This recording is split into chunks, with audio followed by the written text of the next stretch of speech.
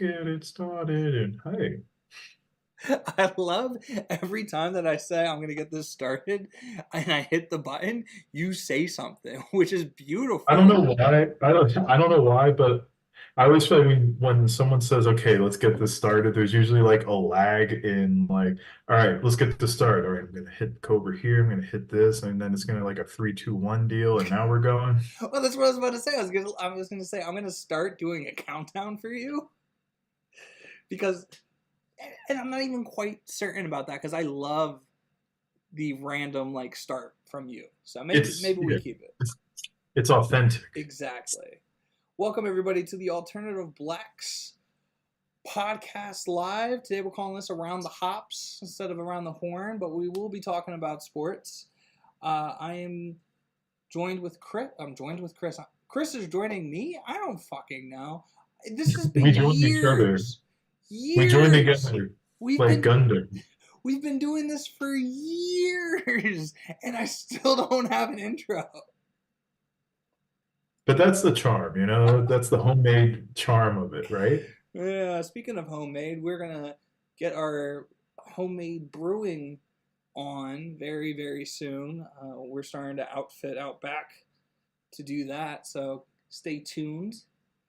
A little Uh, Urban Outfitter action happening. yeah, and maybe that means we'll get some people to try our stuff. So Yeah. if you are watching and want to, just hit us up and we'll make sure to put you on a list.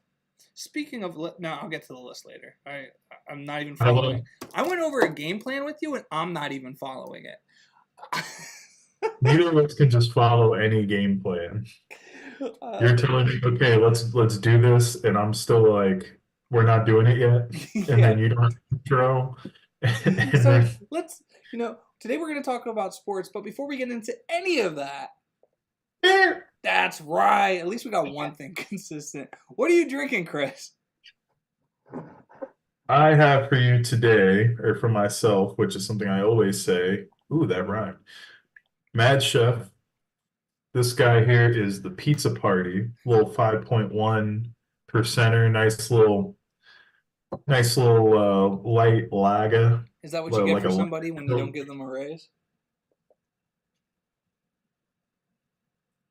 you got something to share, Tyler?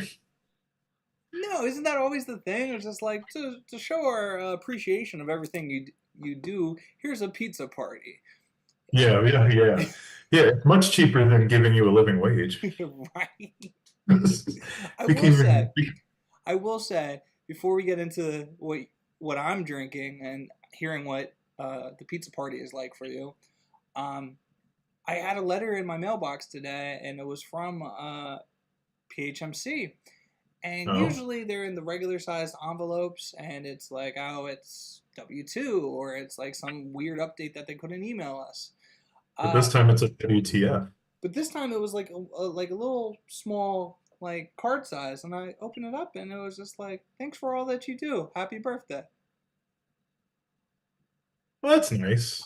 That's what I said. I was like, Actually, that's actually very nice. this is this is a pleasant surprise. This is surprisingly. I might have fucked up my whole story. Hold up. Give me 1 second. I was in the middle of a poop when I was doing that, and now I hope PHMC hasn't seen it yet. Pleasantly surprised by that. Okay, I'm fine.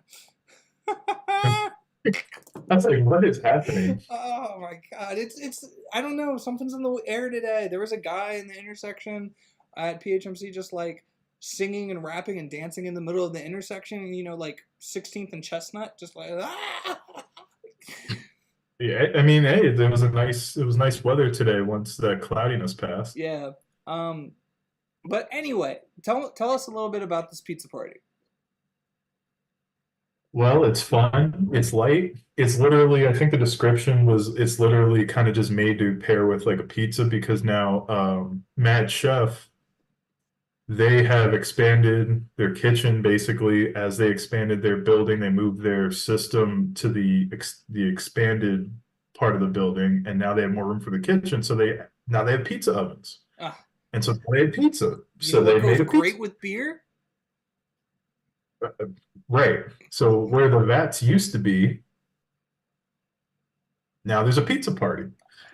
Um, And Mad Chef, we were there twice this week. There's a lot to download with you on Okay. that. Um, but I love Mad Chef, man. Like, so Yeah, good. that was always a good one. I enjoyed when we were recording by the Lidditz Airport, and Hmm. we would get a chance to run over there from time to time after drinking a bunch of beers. We went in, drank some more beers. What were we doing? That was bad. And then So I'm not even the getting answer, into we're just doing bad. the. Whatever we were doing, it was bad. No. I haven't been to Mad Chef in a while though, so I need to make a trip up, and we need to make a trip out, Yeah, especially absolutely. from what you've been texting me. What's that? Especially since what you've been texting me lately about it. Yeah, you might have been replaced as the best Tyler. I'm just kidding. You're my boy. Hold up. I was about to get all heartfelt in a second too. I was about to say, I wanted to give a shout out to Paige Seckler today. April 18th is her birthday, so happy Oh, birthday to Paige. Uh, that's just weird. Happy birthday, Miss Seckler. Uh,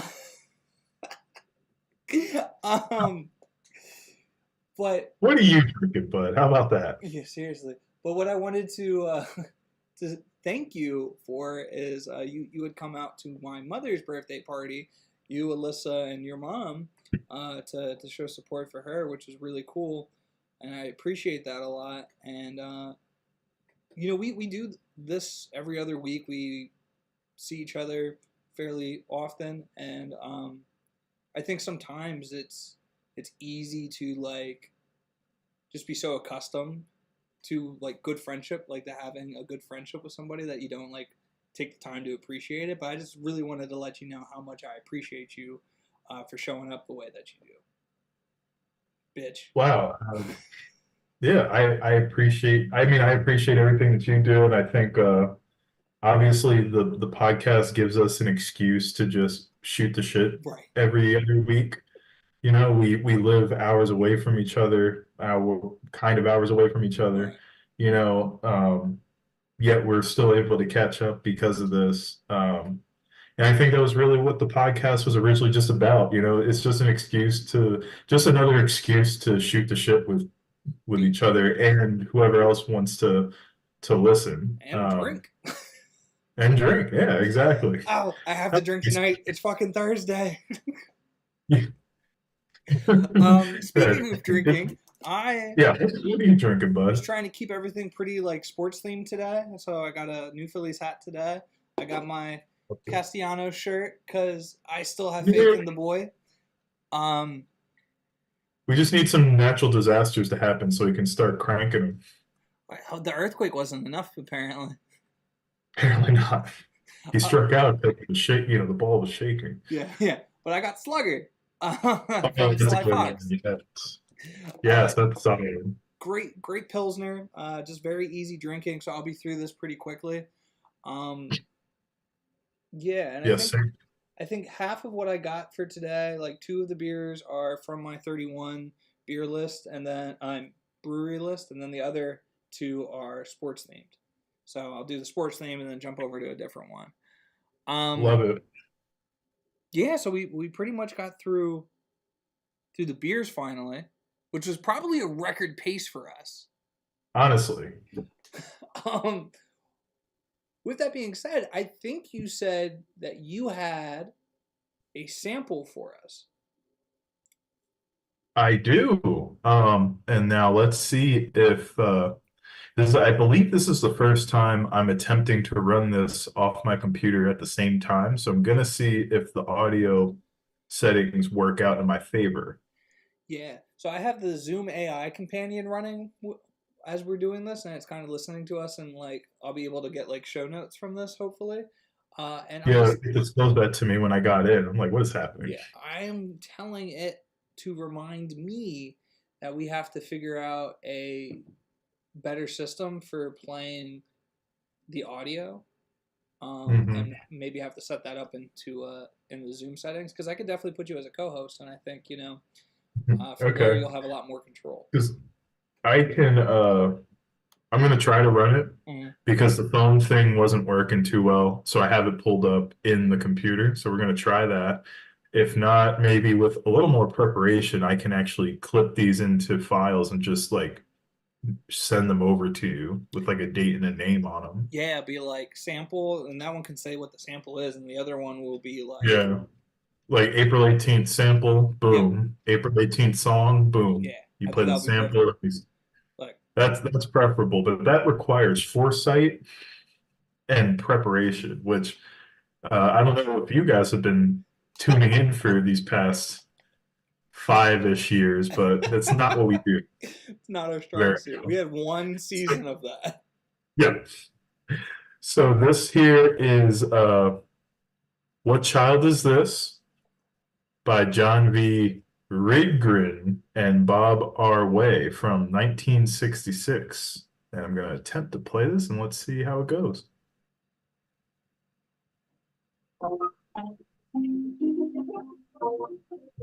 Here.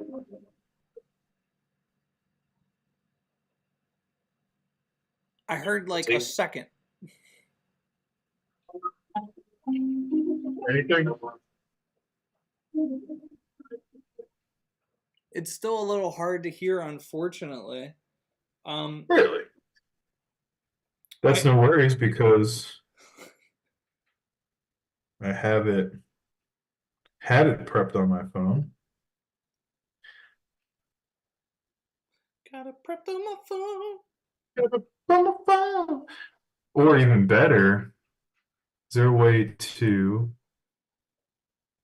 What? Who is it? John V. Rydgren? Rydgren, and what's the song? What child is this? I thought so.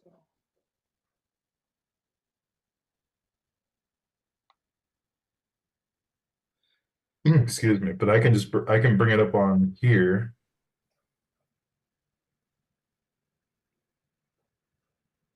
Let's see if I mean it's not it's going to you're going to be able to hear it, but let's see if this is literally any better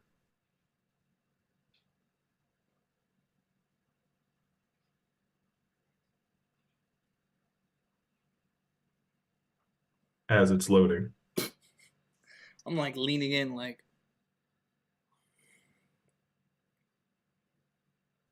is it playing? It's playing.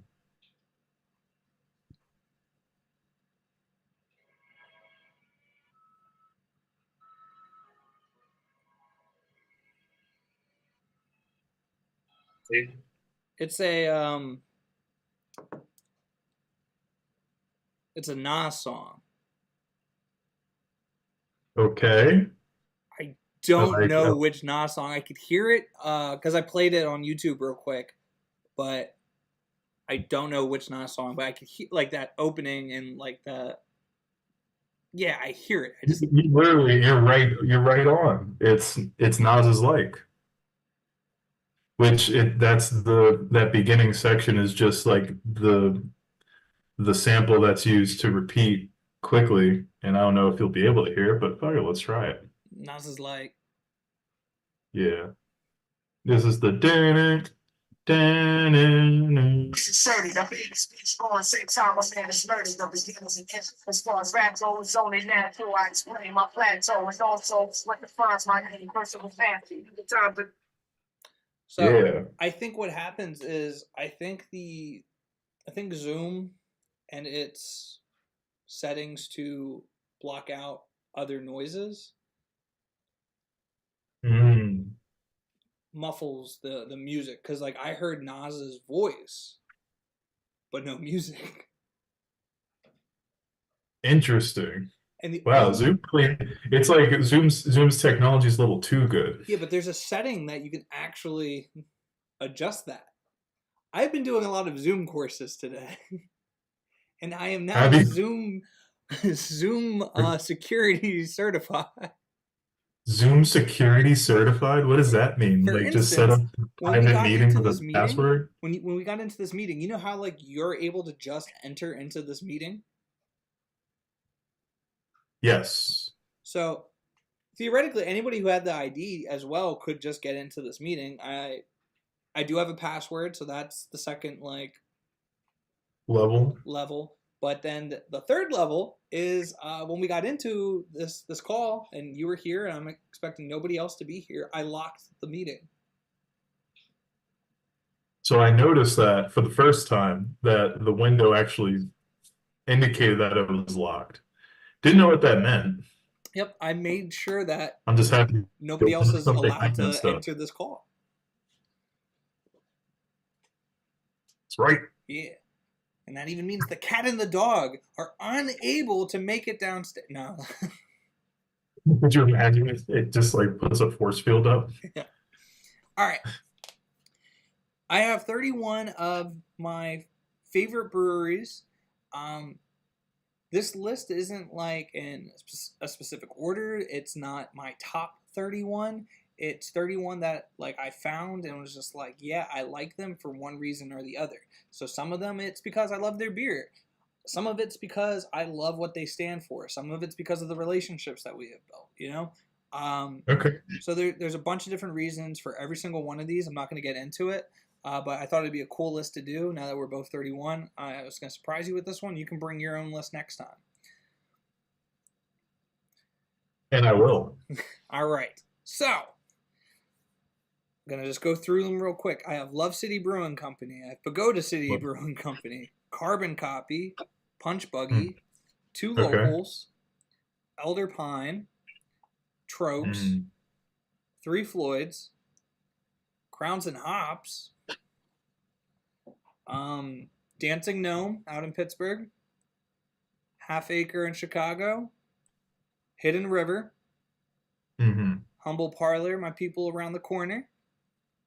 Round of, if only. Yeah. Mayflower Brewing, which is in Plymouth. They have one of the best smoked beers I've ever had. Moniker, which is in Providence, Rhode Island. Okay. Noda, which is in Charlotte, North Carolina. Great All right. spot. That's Noda. Isn't it the neighborhood there? Yeah, North It's like Davidson. Yeah. Okay. All right. I'm on it. Oak Park. Shout out to Raj. Or shout out to the April Fool's post, which for a second I almost panicked. Our Town Brewing Company. Star Hill. Star Hill. Sycamore, which is also in Charlotte. Toppling Goliath. Shout out to Pseudo Sue. Shout out to the Pseudo Sue. Trillium. Trillium, yeah. Which I actually deliberately kept Treehouse off this list. Why? Because I was like, I can't put Treehouse and Trillium on here, or like the Why not? Alchemist on here. I was just like, to put all of that's a little like, eh. So I looked at the three, and I think Trillium's my favorite out of the three. Yeah, okay. But how much? Okay, so and Trillium, you've like physically been. Have you been to the other two at all physically? Like, No, my mom has. what? My mom's been to Treehouse. Damn. Right. So she's been to Treehouse. And you haven't, had she never told us? And then I haven't been to the Alchemist. Okay, so I haven't been to any of those three, obviously. I haven't been north of New York State. So, Sounds like we were overdue for a Boston trip. absolutely. Yeah, let's do it. Yeah, and it's getting into that time, a year. Philadelphia is supposed to be like the most walkable city. Boston is very walkable. It's so small. I don't know who, and we bitched about this when that came out. Who is walking Philly to go, oh, this is walkable? But yeah, there's a lot of shit around close to you, I guess. But like, if you had to walk somewhere from one section of the city to the other, I fucking walked from Center City to so basically 16th and Market to 42nd and Market and back. And that's awful. what a fucking bitch. Because there's no like quick way of doing it. Like you literally have to like walk across the on-ramp and off-ramp for the fucking highway. Like I'm just like, what the fuck is this? Like, yeah, they have a light, but what the fuck? Okay, well maybe it wasn't. Maybe it was just Philly, not West Philly. Okay. Once you cross over to West Philly, maybe they're counting as a different city. All right, let me rattle off the rest of these real quick. Yeah. We got Weyerbacher, Wooden Robot. Weyerbacher is Okay. like one of those like OG ones for me. That's like That's nostalgic. and I've still never been, Are they which is even why are they even open still? I feel like they keep going broke. I keep seeing Blithering Idiot everywhere. Isn't That it Blithering Idiot? I yeah, mean, it's around. yeah. Blithering Idiot, and what's the other one? The Monk or Mary whatever? Monk, Mary Monk, Mary Monks. Merry Monks. Yeah, Mary Monks. Yeah. Um, Yeah. Wooden Robot, especially after everything that's been going on with the owner that passed, you know. Wooden Oh, Robot. What? I didn't even know. Yeah, there was like an Oh, accident in the brewery. He fell and succumbed to his injured. like Oh no. it was sudden and just a fucking shock. Like it was crazy. And then obviously not just the Charlotte beer community, but the beer community as a whole, like really like showed up and like to support the family and everything. So That that's nice. yeah, and so that's I think that's one of the cool things. Like every time I've been, I think I've only been twice, but every time I've been to Charlotte, I've been at Wooden Robot. The first time I stayed a couple days, and then the other time we were driving up from Atlanta and stopped because like, oh, there's the exit to Charlotte. I guess we'll stop at Wooden Robot. Why not? It's like when am I gonna be down here again? Went to Asheville. Yeah, that's right along the way. um, and yeah, so Wooden Robot has a like special place. I think they're just good people and have really good beer, obviously. Um, so yeah, them as well. The next one on my list is Dock Street. Gotta have Dock Yeah. Street Um, with the connections. exactly. Sierra Nevada. I think especially Yes. after reading the book and just seeing how they've been able to scale things and a lot of what they do, it's just kind of con that book. I gotta get into it. You You know got me. into it? I know I have to get into Yeah, it. you got it. It's a pretty Open good it. read. I think it's just one of those like have to read it as part of like the initiation, you know. The initiation. I got you. I see Um, where is this hazing now, Tyler? it Because is. the Alternative Blacks is a non-hazing organization. Sorry. That Suspended laugh Brew came from way too deep. Suspended Brewing Company down in Baltimore, Okay. Rheingeist in Cincinnati, Cincinnati, okay. Duclaw, bring back all along the Hop Tower. Duclaw, who simultaneously in our lifetimes had one of the best beers we've ever had and one of the worst beers we've ever had. It's Really iconic. yeah, you gotta love it. Versatility. Yes, versatility. Oakbrook on the list as Okay, well, and then to yes. round it all out, Weathered Souls. Weathered Souls. That's a solid list. That's a very solid list for you and us. Yes. Not just you, like us. Like Yeah. that list encapsulates you, but like also us in a sense as well.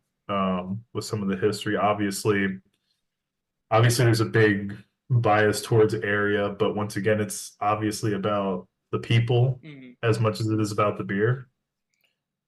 Excuse me. I'm actually surprised.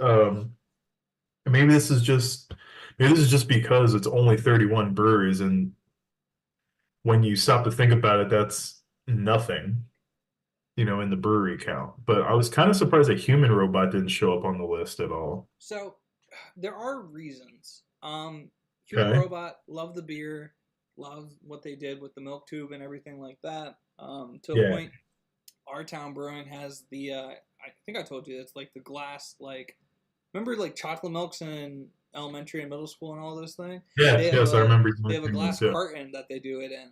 It's really funny. Not as easy to drink out of as a tube, but it's still cool. Per sources that I haven't verified factuality.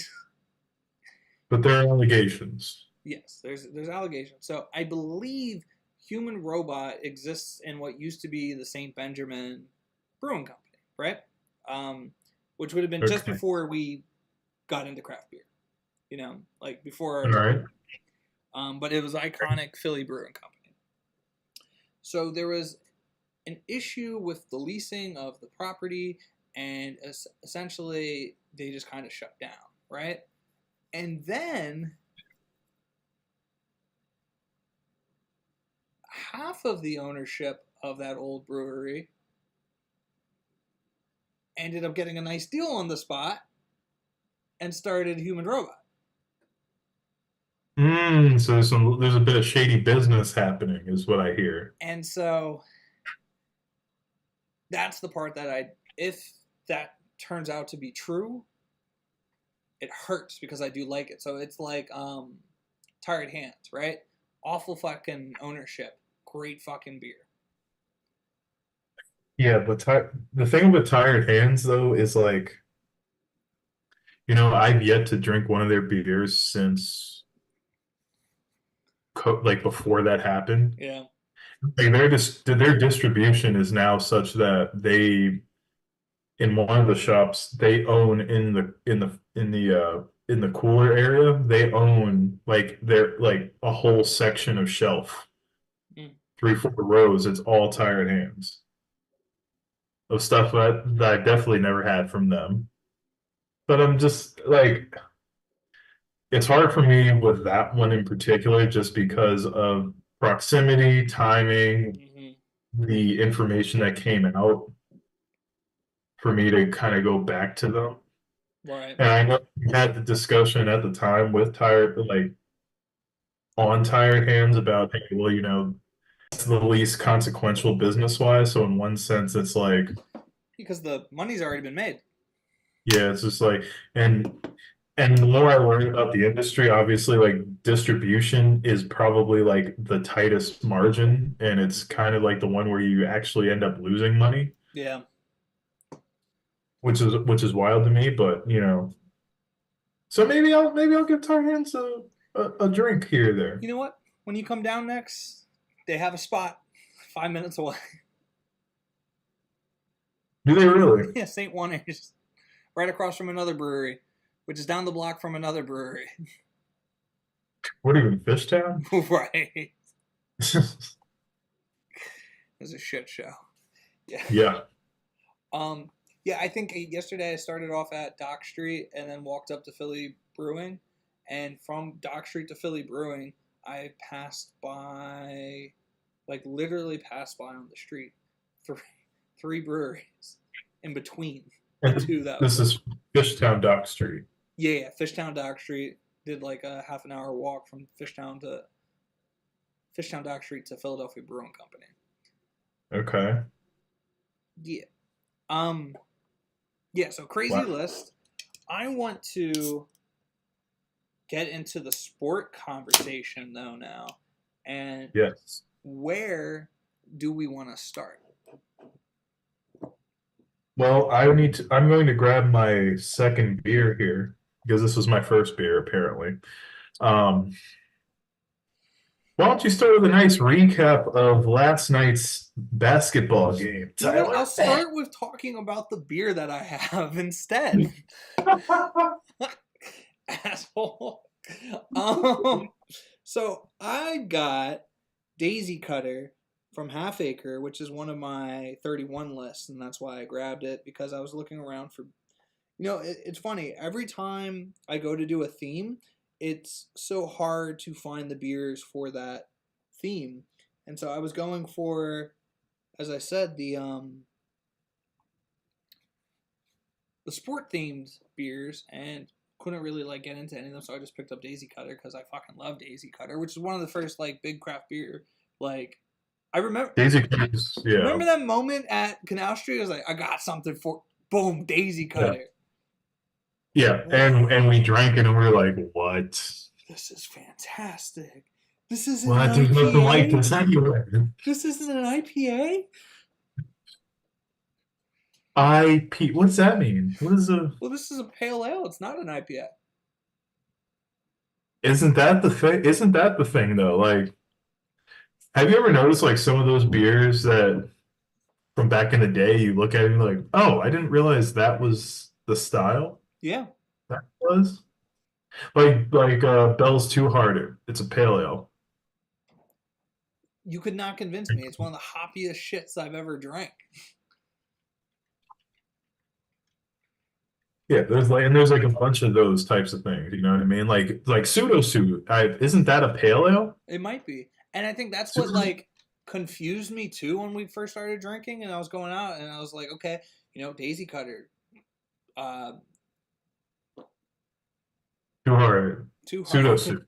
Pseudo Suit, like all these pale ales that I loved, and then I would order a pale ale and get this watered down beverage and just be like, This bullshit. I don't like pale ales. But Dale had a damn good pale ale. But again, that one's up there too on like I think a perceived bitterness, Yeah, it definitely is. Dale's pale, and I mean, we love Dale. There's no Dale. There will be no Dale slander on this podcast. Never Dale slander. This is a Dale Stan podcast. Yeah, yeah. We're just gonna change our name to Dale Stan's podcast. DSP bitches. DSP bitches. We'll see you at the country club. Oh, they must have imported this air from Wimbledon. Oh man, inside jokes that no one knows about, but are hilarious. Yes. Okay, so I'll get into it then. Admittedly, I came into the game pretty late, the 76ers Miami game, which was a great game actually. Like insane game. Yeah. And I came into the game late on my birthday. So you weren't locked in, is what is the preface here. I mean, I had 3 beers at Dock Street. All right. I bought 2 at Philadelphia. I think 2 or 3 may have been bought for me. On top of that, so I had at least 4 there, so I'm already at 7. And then I walked my ass over to Humble Parlor. How did you not get to 31? I didn't count any of them. The big beers. If you counted all of those, you probably would have hit like 50. I was probably at, with the Miller Lights, probably at but remember I started counting the day before, so I would be at 16, 17 probably total. But remember, those are from 12s to 16s, the ABV. Got to do some math. That's there. True. If the math was mathing, if I was at 10-ish beers already, that's already 20. So I was more like at 28. I was close. All I'm saying is I think you're selling yourself a little short. And at midnight on April 16th into April 17th, I had a Manhattan waiting for me. I made it and I drank the Manhattan. So if we're talking about ABV consumption, I was up there. Are we just standard Manhattan? What we working with? It was pretty standard except for the plum bitters. I don't have any Grand Marnier on hand at the moment. So it was just a little plum crazy. Yeah. Sorry. So last night's game was pretty intense, down to the wire, obviously, with the not so down to the wire. The last couple of seconds were inevitable and it was just kind of going through the motions. Still exciting though, like still kind of to the last seconds. Yeah, last seconds Yeah. for sure. Um, yeah, it's sad. This next game's gonna be really interesting with I guess what I was seeing on Around the Horn. No, sorry, not Around the Horn. I was part of the interruption. Uh, what is the who's at the biggest loss? Like which team has the biggest loss? Is it the Pelicans with Zion not being able to play this next game, or Miami Heat not having Jimmy Butler? And the guys both like split on this one and essentially was like 6 on one, half a dozen on the other, right? Because for different reasons, you got different reasons why one team is better off than the other team with like going forward. Okay, yep. Yeah, and so What is your thought on it though? that's tough. It's Yeah, this happened last year, right? We lost the first play-in game, and then went all the way to the finals, right? But that's right. with playoff Jimmy. I was gonna say with a healthy Jimmy Butler Yeah, up and until the towards the end where he kind of wasn't all that healthy and he wouldn't admit that was the reason, but you could kind of you tell. could see it. He was exhausted. He's fucking like he's a veteran player. He was exhausted, right? He just has a different gear that he can like switch into, and I realistically I would doubt to see it go all that way even with him this year, but without him, um, I'm gonna give Spolstra a shot on this first game, this first thing against the Bulls, because we joke all the time about him, but he figures a fucking way every year with I Spoelstra is like it's one of those things where he's such a great coach, and the greatness of the players he had when he started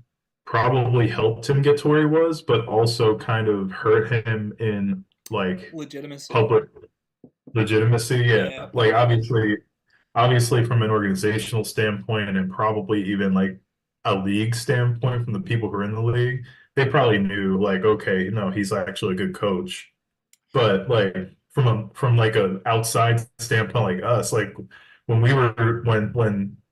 the big three were happening, we were like, oh, Spoelstra was just kind of just standing there doing whatever, It you really know? wasn't until I learned, and again, I'm like a pretty much a late bloomer when it comes to sports and being interested in them. Always played them, always liked that element, but not like a fan. Uh, I think what really stood out to me though is learning about his background and how he started off essentially in just in the tape room, like analyzing the film, and I Right. have to imagine. I mean, that's like what we ended up doing too. About like, oh, how do we get better at shooting, or how do we like, or how do you defend this type of thing, or you had all these videos that you would watch and analyze, and it definitely break helps. I mean, that's what video games help with as well. Like you start learning what these different offenses and defenses look like, and how they cover this or do that, and so if that's your job and that's what you're getting paid for, like, yeah, I mean, that's your job as a coach anyways. But if that's how you're like really starting and like just have this behind you, I thought Yeah, he that was a wasn't just really some cool guy. element. I agree. He wasn't just some guy Yeah. who came off the street or like nepotism. He just got this job because he knew people. Like he was just he obviously knew the game of basketball, Mm-hmm. and then it was just a matter of gaining the like experience with like leadership Mm-hmm. and managing personalities and that type of thing, which I knew had to be difficult. And I think that's what I was gonna say is I think he has a really good knack of having those players work so well together. Like Yeah. I think But I think that does come down to like his knowledge of the game and then mm-hmm. obviously his knowledge of like, so like one thing about like you could pick a player that becomes a coach and they're great as a coach because they understand the game. They Right. played the game. But then there's like he's like Spoelstra's more of like a scout type of guy. Yeah.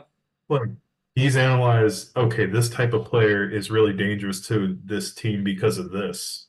And maybe like when you're doing detailed scouting for like a professional sport, whatever sport you're in, like if you're in the film room working on that type of thing, like you're keying in on things that people don't normally even think about that are going to hurt your team. So he understands like, oh, you're important to the team because you have this particular skill set. So like he understands how to mold all of that together. Like When rotations are always good. yeah, when He always obviously gets like the best out of his players, and then like Jimmy Butler being there, exactly just what it's not he even the did, game. It's just the personality. Like, what he did and with that's what I Butler, think. what he did with Butler was insane to me, because Yeah, like I like Jimmy Butler, and then like he got down there, and I like love fucking Jimmy Butler now, and I think it's because it's just like I think he he's lets the perfect. He's like the perfect fit. and he lets him be himself. Like Yeah, the fucking like emo ass shit that like he like media days fucking hilarious. But hilarious. Yeah. it's not like a fucking eye roll, like arms up in the air, like here we fucking go again. It's just like let Jimmy be Jimmy. Yeah, because and that's the thing about Jimmy. Like, and then I loved him before when he was on the Sixers, and the fact that we chose someone else over him really hurt me. Like I was like, damn, like he's the one. Keep him. You know, I mean, I the lost my mind when we organization got of him. it. I was like, I was like, you guys are still, but it's just like organizationally, we weren't a stable, strong organization at that point. But Miami was, despite we were kind of in the same spot in terms of like success at that point. But Miami has this stable organization with Pat Riley, with Eric Spoelstra, like it's wow, consistent. You know what you're getting yourself into, fucking Pat and it's all Riley. about working hard, and then you get a superstar who that's how he got there by like working hard, being gritty, just turning Which it I up when mean, it mattered. he's so gritty. Why didn't he have more success in Philly?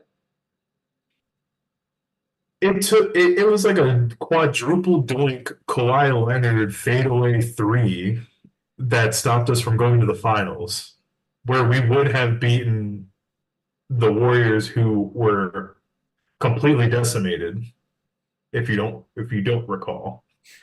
That's neither here You nor know what I there. recall? I recall Klay Thompson not scoring a single point. Let's get into well before we get into that, I just want to quickly say I have faith in Miami like playing a great game. Talent wise, the Bulls are tough, Mm-hmm. and it's just going to be a really fun, interesting game to watch. And I think it's going to be one of those that goes down to the wire, just because both of them are gritty, similar talent levels. Although without Jimmy, I think Chicago has the edge in the talent category. But um, I just think Miami's just going to hang in the game, and it's going to come down to like the last 5 minutes, who makes a play, who makes a stop, and that's even like with the Sixers at quote unquote full health. Now that Joel was back, it went down to the wire, and that Right. was with Jimmy being like hurt, essentially playing through injury. Whatever happened to him, you know what I mean? Like it could have been a very different result had that not been the case. But Yeah. just Also, really excited. Always loved the Heat. yeah, Heat has a special place in my heart. I always felt like people ask me all the time, like, why I'm a Heat fan. I was just like, that was the year I got into basketball, and Dwayne Wade and Shaq just made it really fucking like fun to That watch. year was that year that where they won the championship was absolutely like insane. Right. And I was just like, it was hard not to like them after that point. Yeah. Um, you're talking about Shaq at the end of his career. And you're talking Dwayne Wade at a really good point of his career. I'm just happy that I could say that I liked the Heat prior to LeBron. Yeah, and I mean, like I liked the Heat too. I started disliking the Heat when LeBron and Bosh went. 'Cause I'm just like, this is kind of not fair. And it's kind of like with the Warriors and Kevin Durant. It's just like this ain't fair, man. But like I still like the Heat organization. That whole thing is great. Love Dwayne Wade. The Heat prior to the Big Three era was just one of those like we have this young superstar who's just like hungry. You have Shaq who's older, but like obviously was still like 70% Shaq is still greater than most of the league, so he was still like awesome. But then you had all these old guys who were just there to win a championship and be role players. You had Gary Payton on that team, Yeah. Antoine Walker. It's like all the Mike Miller. Oh, no, Mike Miller was on the other on the later team. Yeah, but Like really guys like that who were trying to get a championship and couldn't in other places. right. It was just an easy team. Yeah, we talk about random people that ended up on there. James Jones later, but James. but even talking about some of the old heads, I think Haslam was like really cool. Haslam. Yeah, Haslam was on that original team with Yeah. Shaq and Dwayne Wade. Yeah, so Crazy. it's just it's for the same reasons that I kind of like what I really love about the Steelers is they really stick by their players if their players stick by the organization, and that's what makes it kind of fun to watch. That's why I like the whole Kenny Pickett like situation with him being gone. I'm like, fuck him. Like, I'm mad we took him. I was like, I laughed my ass off. I was saying that. I was like, we don't need this guy. Can we just get this out of here? It made zero sense. I was like, yo, it made zero But sense. he can barely beat out fucking Mason Rudolph. Can we like not have him? Right. It's just like I was defending Kenny Pickett too because I was just like, the offensive system is so bad that he didn't have a fair shot. He didn't. But that's what he was going to get next year. Then all of that, and I'm just like, what did he prove despite that? Because there have been plenty of bad systems where quarterbacks who were first round picks just made it work. And they were in far worse teams than the Steelers had. The Steelers had the only thing you could say about them is like the offensive system wasn't great, and their offensive line was shaky but got better. They literally got rid of the problem. They got rid of Matt Canada. Yep. So and Kenny Pickett did not play any better. No, didn't. But that's fine. That's mid-season. There's adjustments, and like they were gonna have all off season to like adjust to those adjustments.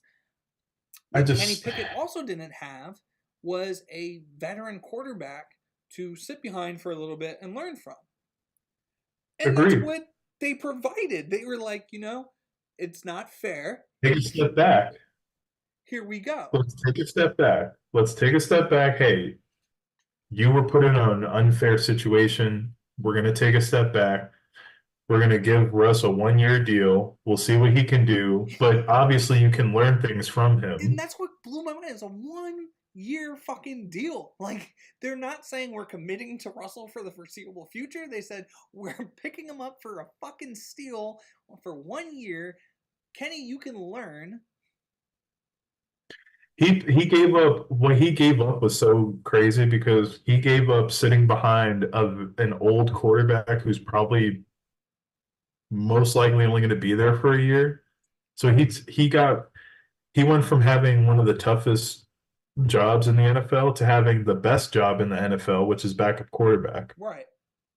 Knowing that he was about to get back into that spot in a much better position in like a year or two, and then possibly make bank after that. Now he's just going to be a backup for the rest of his career, which maybe that's what he wants to do. Fine, but it's just like maybe that's what the ego portion. It's because of his ego that this happened. So like it's like that ego portion like just ruined him. Maybe he got mad that they weren't committing to having him as a backup. But wasn't he pissed off that Russ was coming, not that Justin Fields was coming? Yeah. Listen, I don't care how bad Russ's Broncos tenure was. I'm taking him over Kenny Pickett 10 times out of 10. I don't care. Who am I gonna? Out of shape Russ is still more mobile than Kenny Pickett in the NFL. Has a better arm. Yeah. He's probably going to command the locker room better, even if people think he's a little goofy and preachy or whatever, like corny. Like he clearly he's clearly gained more respect than Kenny Pickett has. So I just don't understand that. How far did Kenny Pickett make Yeah. it? Like they barely like survived. I mean, they had a Mike Tomlin season, right? Their defense, their deep, whatever wins they got, it was their deep. It was literally the defense dragging that offense across the finish line. I know we're talking about the offense here, but my God, as a Steelers fan, that defense has never let me down. They were like questionable for a few years, but thankfully that's when the offense was amazing. So it's like the Steelers always have this balance where if one side is like kind of iffy, the other side is good. Questionable, but they still like would pull out some amazing shit. And they were questionable, but by questionable I mean they weren't like a top 10. They were questionable for the Steelers.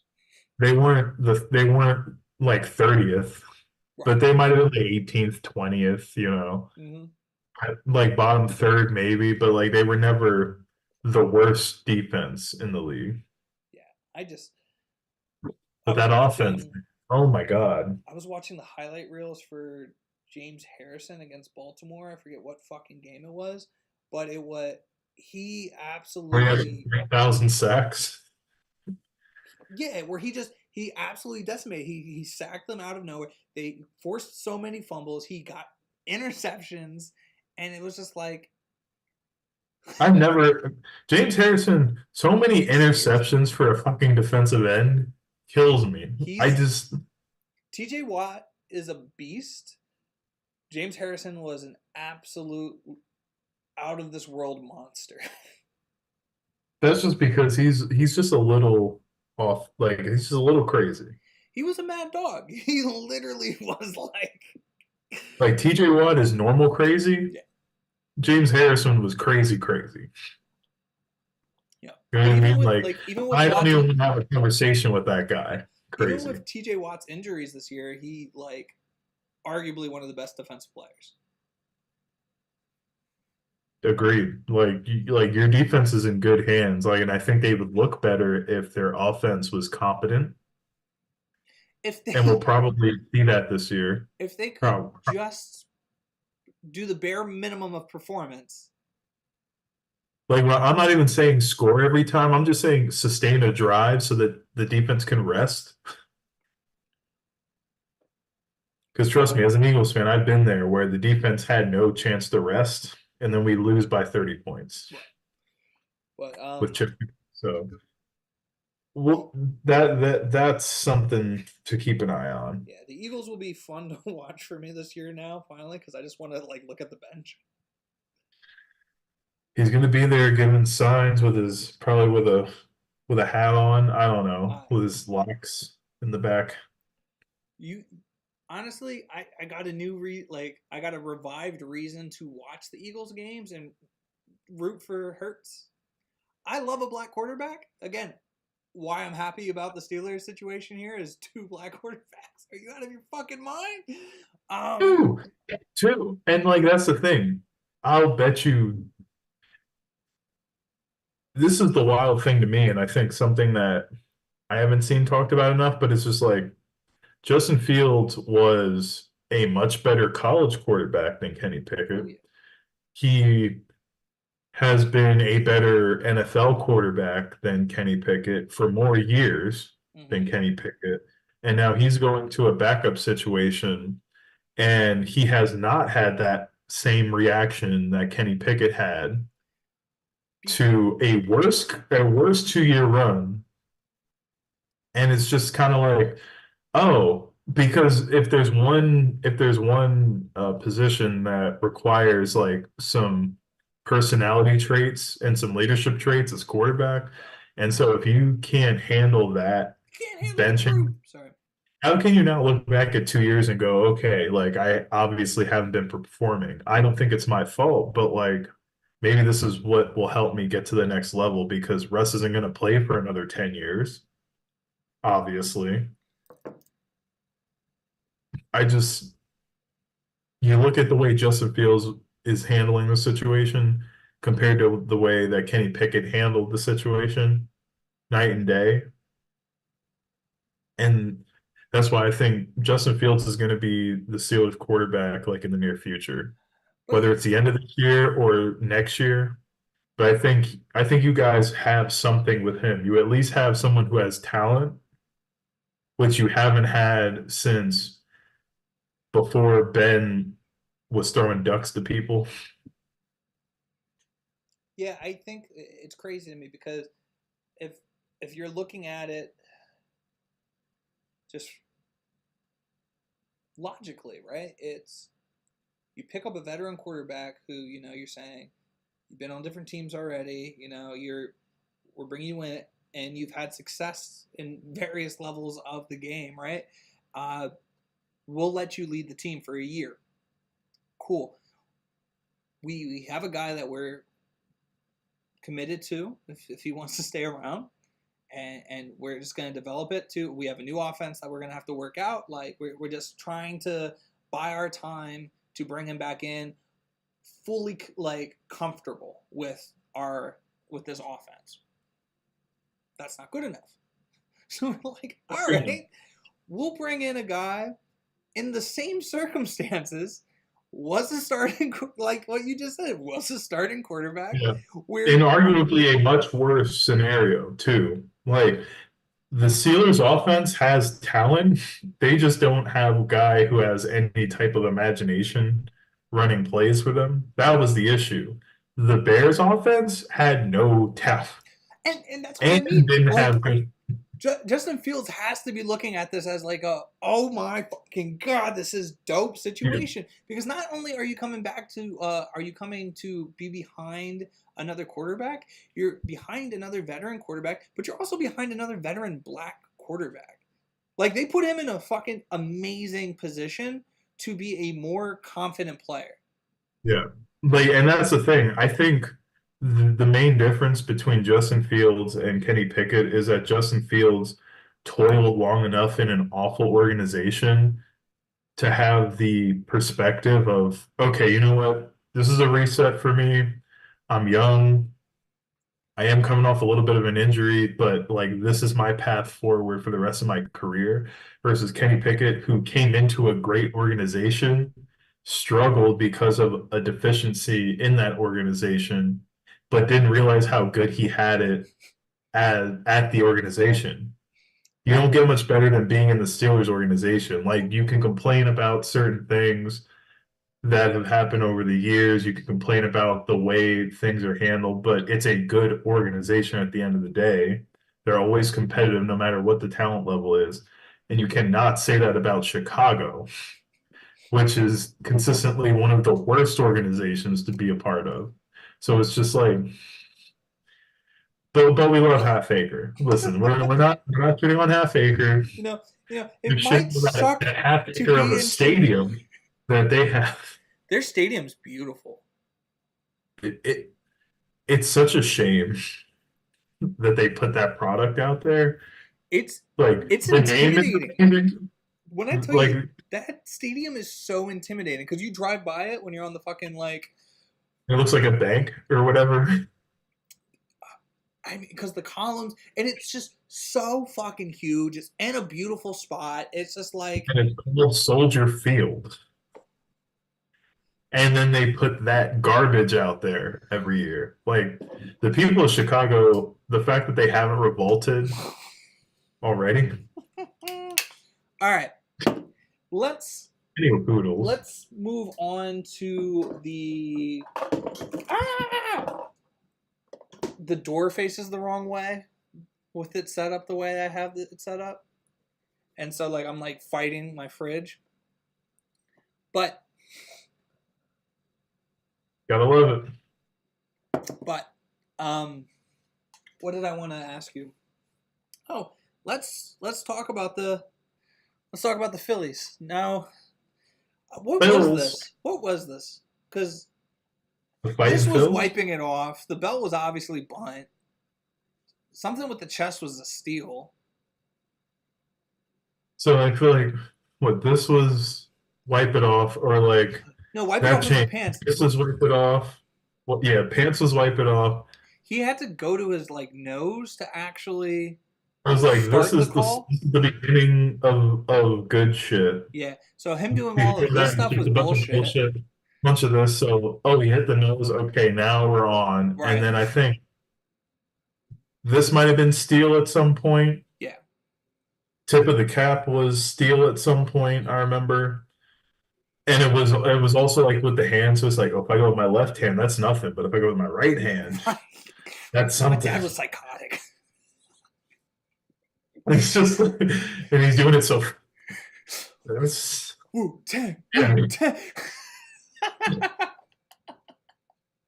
wait, has no one ever done a skit of a third base coach like just breaking out into like a Wu-Tang or like a street dance? Or like a dance battle with the catch with like the hitter? Yeah. Someone needs to come up with that. That would be great. Oh shit, that's funny. I every once in a while, it would happen like every like 10 games. I'd get so distracted by what was going on that I would get back into the batter's box and be like, Shit. and just look at him and You step out like time. I actually ran down to And then him. your dad like gives the signals, but like more aggressively. I ran down to him at one game and was like, what? Hey, just the disappointment that oozed from him, I think- probably. There are that time and one other time with the signals that I just remember being absolutely fucking lost. At least the second time I asked for clarification, but it was one of those weird situations where bunt and swing away were so closely related. And I remember this. This I was remember Little this. League. This was Little League when it happened.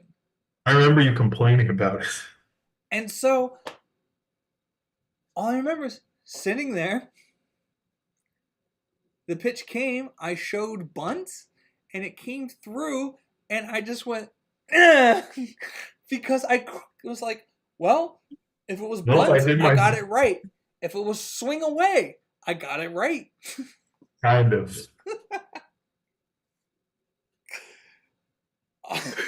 Oh my gosh. But how are we feeling about the Phillies so far? Mid? Like seventh inning stretch? Right in extra medium territory. Like,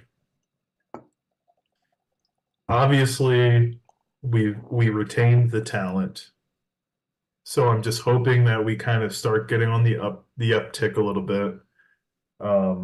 We scored some runs last night, although it was like 5-1 at one point, and then it was like 6-5. It was 7-6. Like, Like, both of the Phillies organizations won by 8 points. So we're yet to bring it together into one cohesive game, I think I'm excited for the Phillies in that the big issues from last year were that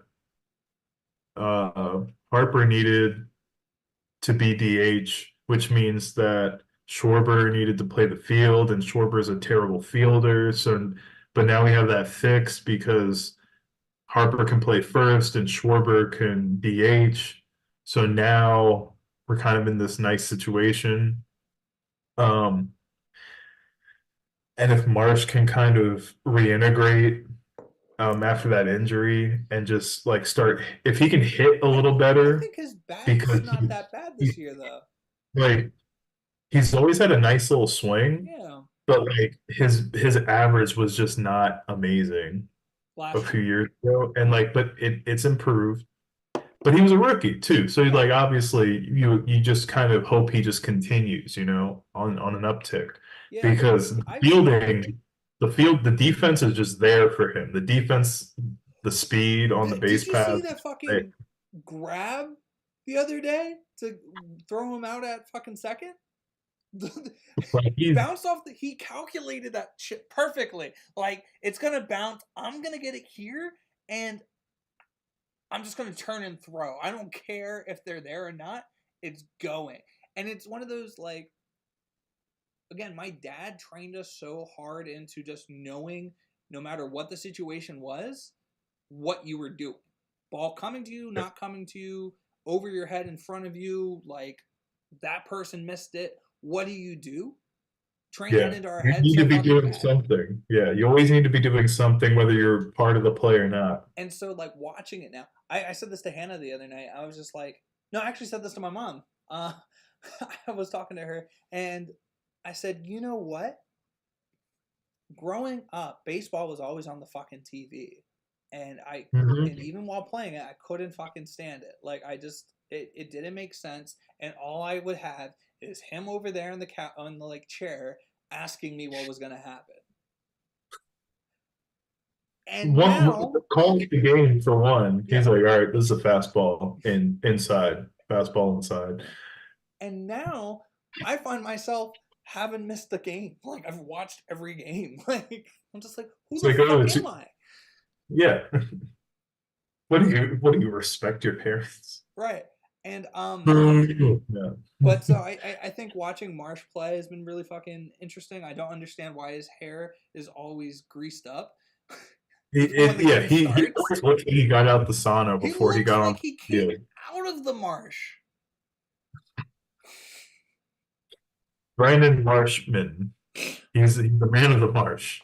That is true. That is very true. But like his defense, I love his defense. In fact, I like the defense from all the young guys. Like Defense is we good. have Marsh, like Stott's just a great defender. He had been since his rookie year. Stotty. Hold Um, up. Did you see Stott push the guy? I think it was a throw to first. I think the ball, yeah, yeah, and it went yeah. bow, like, because the ball was overthrown, and so he pushed off the first baseman and ran.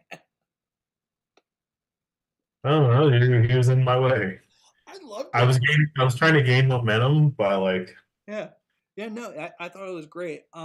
What I will say is, who am I excited for? Obviously, I want to see Nick turn it up. He's made some, like, crazy swings as of late, which I don't if Nick. mind. So that's the thing with Nick. Like the whole like he swings at the first pitch more than anyone in the league by a wide margin, Good. but he's cut that out a little bit. I Like like he's that. I don't care. I like it. Here's the thing with me because I was kind of like notoriously picky at the plate. Like as much like I always had long at bats for the most part. So like I always like to take a pitch, but I also feel like that was just ingrained in me by old school mentality. Like you always take one pitch, but it's just like why? But exactly. So my If dad you're was on the it, opposite, right? I My dad hated that. Like, he absolutely hated the first pitch, like, take thing, right? so And that yeah, he did, and he was the first person I think to really like break that. because, Him and Ambi like, Ortiz were just like if the pitcher knows that 9 batters are going to come up and look at the first pitch, I'm throwing a changeup. yeah, he's up. He's just gonna loft one in there. You're not gonna look, and that's the thing. Like I never went up there thinking, or even the body language of, oh, I'm gonna take. You know who had the body? I love this kid too. Danny Santos. Luis Deolio.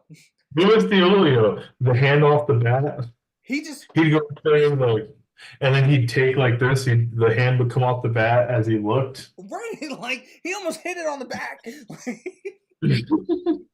and then Kenny, he was the opposite. He called the pitch for you. He was just like ball, ball. Shout out to Kenny and Louis Diolio. Yo, some of the best. Oh my god, we had some talent in Reading when it comes to baseball, youth did. baseball. It was a crazy time to be alive. But I think we both had long bats, long at bats. I think for me, I was very laser focused on what the strike zone was. And I knew it really fucking well. And because of who my dad was, I had a very comfortable like feeling of what was happening with pitches. Yeah. Especially But towards you're the end also of a pitcher. That helped as well, I'm right. sure. And it was just like, this is what should be coming. And, you know, Little League, I was terrified of the ball. And what ended up changing my mentality at the plate, and I know from that moment forward what was, if I make contact, especially with the metal bat, it's a fucking like, it's a nice shot. And I had a home run in Little League every season at least. And even before my mentality changed. But when I finally stopped being afraid of getting hit by the ball and just came to this, and I was like, Yeah. I got into the batter's box and I was like, this pitch is going to hit me. And I came to terms with the ball was going to hit me. And every time the ball didn't come at me, which was a lot, it was slower in my mind because I was so relieved it wasn't coming at me that it went and just like grew. Yeah, and I think that just comes with obviously experience, but also just getting hit at the same time. You're like, oh, this hurts for a minute. Yeah, you watch Garrett Arms get hit, you know, a couple of times, and like, oh, For him, it didn't even hurt. It's just like he was just like, ah, okay, yeah, that was nice actually. I was actually feeling sore in that spot, and now that you hit that deep tissue, I feel something. I don't know if I feel anything, including that pitch. Because he was just like, But you reminded me I'm at this game. he's like, oh, if this was a poker game, you'd be in trouble, sir. Yeah, but going back to batting, it was just like the long bats that we used to have, long at bats that we used to have. I think that was the fun part about it. I think the mentality for me was, you might get this out, but I'm gonna make you throw 10 more pitches than you needed to, and I'm gonna get you out. So that's the thing, and the funny thing is, like, you and I were never so like that's usually the leadoff guy's responsibility in the lineup, like one and two, especially in the first at bat for the first rotation through the lineup. Mm-hmm. They're supposed to make the pitcher pitch. Yeah. Like, and that's something I feel like obviously isn't something at the level that we played at, just because it's kind of like the pitchers they're up and down with how good they are, how consistent they are. So it's just like, if you get a good pitch, just swing, you know. And same with the hitters too, even good hitters, you know. But I feel like the idea is, you know, that first at bat, it's not about, unless you're like, all right, I'm sitting on a first pitch fastball. If I get it right down the middle, I'm just going to take a huge hack at it. But if not, it's like the idea is, especially in our era, because like in our era, home runs weren't like the thing to hit in the majors even. It was like the first guy is just trying to get on base. Yeah. So it's just like, see a bunch of pitches, maybe draw a walk, force the pitcher to show all the pitches, potentially get them out of a rhythm, you know, Well, make them fight for it. to even go back to the point of like watching the first pitch, I think a lot of people also have the mentality of a 3-0 count. Like, again, like you would see Lewis just drop that bat on his back shoulder, and I wasn't as, you know, defensive like I would be on the first pitch on a 3-0 count, but there was like, I for some reason loved a curveball from a lefty, and so That's weird. It's very weird. Yeah. So when I was in a 3-0 count, from a left-handed pitcher, I would sit back and I'm like, if I see the spin on this ball, I'm going. Like this is my pitch. And so I would fuck around on a 3-0 count. See, and this is my issue playing football as well as a quarterback. Like I was a little too by the book and robotic in the moment a lot of the time, and I wouldn't go off script. Imagine I'm an engineer now. Who could have saw that coming? What, you're not in a creative field? Who could have thought that? I think that's funny because that is exactly how I play. This is like 3-0 in my mind. I'm like, I'm not going at all. But I didn't show it either. Like at the same time, the engineer part, I guess, kicked in. I'm like, I'm methodical. This is what I'm doing. I'm going to look at the third base coach. Okay. I'm going to get in the box, going to do my normal thing, and I'm going to be there in rhythm. I'm not going to swing no matter what. But it looks the same every time. It's like a good it's a good pitching motion. It's a good toss in tennis for like serving. You should not be able to tell what I'm doing. Yeah. In my motion. You should not. And that was the thought I always had. It was just like it's the same. Yeah, like you said with tennis, it's just like the toss, everything needs to look the same until the very last moment. So if I'm the going weird it looks the same, the better. Right. If my swing when I like if my like rhythm and my whole like routine when I look at a fucking lob down the like center of the fucking plate is the exact same routine and wind up as the last time that I hit it over the fence on you, you don't know what to do. Like, and you just have to like either trust your coach to tell you what you're going to do or just do it. Yeah. And that's like the biggest, I think for sports at the high school and lower level, like that's the biggest takeaway is just like understand what works for you, and then like obviously listen, be coachable, listen to your coaches, but like understand what works for you, be within yourself, but take a risk, go off and do something that no one else is thinking. Every coach on both sides is like, it's 3-0, throw something down the middle, let's get a strike. Right. Everyone's thinking that. So if you're up there and in your mind you're like, I know what's coming, take a cut at it. On the opposite side of that too is we'll bring up another player that we had good times with, Matt Perez. If it's a 3-0 count, right? And I want him to swing on something. Fastball? I'm throwing a high fucking fastball. Because he can't like about right here. And he can't lay off of it and he can't hit it. and so I think that was like the mentality too, right? That like my dad was always instilling was what the right answer is, but if you also see the exception to the rule, don't ignore it. But to your other point though, was talking about being like, maybe not about being creative, but being, coachable was the one thing that you said. And that's the one thing that Coach Perez from Reading High Basketball said to me when I was doing the summer workouts with him. And he was just like, you don't have a lot of basketball behind you. You don't know like a lot of these things, but what you could do if you really were serious about trying to walk onto IUP's team is listen. If you're coachable, he's like, which I believe you are, you can get onto the team simply by going out there and doing exactly what was being asked of you. Yeah. Right.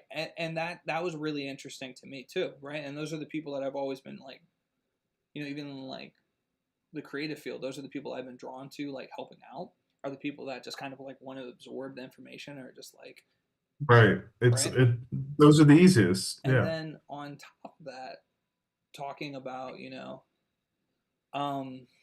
the mentality thing, right? And just having the right mentality and, again, being able to listen. One of the things that I thought was detrimental to, like, Mike Fisher is the best coach for the tennis team because he has that mentality of you could be the best, like, stroke for stroke player, but if you're so worried about that stroke and less worried about winning the point, you're never going to win, and you're going to be so fucking frustrated because your strokes are perfect and you're not winning. And so I was thinking about this today. Oddly enough, I was thinking about how, like, I love that mentality, and how, like, if ever given the chance to coach again, that's what I'm really gonna, like, focus on is practice. Practices are about getting your technique fucking perfect. I'm gonna drill you in the head. I'm gonna fucking be on you about getting that stroke right. Right. When it comes to match play, it's stop thinking, play the point. Yeah, play. And just play. Don't think about it. Don't think, like, quite opposite of what we were thinking about baseball, because I think it's two different, like, sports. Like, it's two different mentalities. I think you can overthink. Baseball, you have enough time in between each action You got all the to variables think in the about world. what to do so that when the action happens, you're not thinking. Right. You think between but like in tennis, the action is between points. So think between the point about what I want to do in the next point. But once the point starts, you can't think, oh, this shot I want to do this shot I want to do. It's just you just have to do it. Right. It's like that couple of seconds that you have before you serve or before you return is, if it comes here, this is where it goes. If it comes here, this is where it goes. And I noticed that they are weaker over here. Cool. And then gone. And then you just do it, go on, just do it, and then just do it. And I think that was the part that wasn't being coached enough for the teams, was the winning mentality. And it's those very interesting points that really, like, make or break a team and really, like, build a culture. And I think culture is a big word for it too, because I think the Heat really put an emphasis on Heat culture, right? And so they really buy into Talk about Heat culture quick while I quick run to the bathroom. What'd you say? Talk about Heat culture quick while I quick run to the bathroom. Okay, I'm just gonna go off on my tangent. Heat culture. That was actually a really good question. I think that they have it defined really well. I don't know if I have it defined really well. But I just think that it's, again, having that vibe or that synergy that really helps everybody play together. And you could take anybody off of the court and it really doesn't disrupt their ability to play with each other. So I think that's where you kind of mentioned, even with Butler not playing, they're still going to pose a threat. Is their winning percentage the same or like better? No. But they're still a threat because they can work with whoever's out there. And to go back to culture, Steelers, I think, again, why the Pickett situation is so weird and odd, and that's why I'm happy he's gone, is the Steelers, I've said this multiple times, buy in to their players, and if they're there for the team is there for them. I mean, Shazier is probably the best example of that. And so I had a whole reason I was talking about that. But if you build a culture around a team, you're really going to find more success. And I think the teams that didn't have that synergy with each other, the teams that didn't have a real reason as to why they were on that, like, field together or the court together, whatever fucking surface, you see it kind of fucking collapse. I will talk about my beer real quick because I realized I didn't. It's called Fandemic Brew. It's a tailgate lager. I don't know what the Fandemic Crew is. There's a lot of cool images in the back of the can. I don't know if it will show well. It's definitely interesting. The Fandemic Crew story. In 2020, at the height of the pandemic, diehard Philadelphia baseball fans Brett McMahon and Oscar Alvarado, along with a group of dedicated fans, gathered outside of Citizens Bank Park to make noise during home games and to cheer on their favorite baseball team. It was the only way to catch a glimpse of baseball in person that summer. Today, the passion of the Fandemic Crew continues at the stadium and around the country.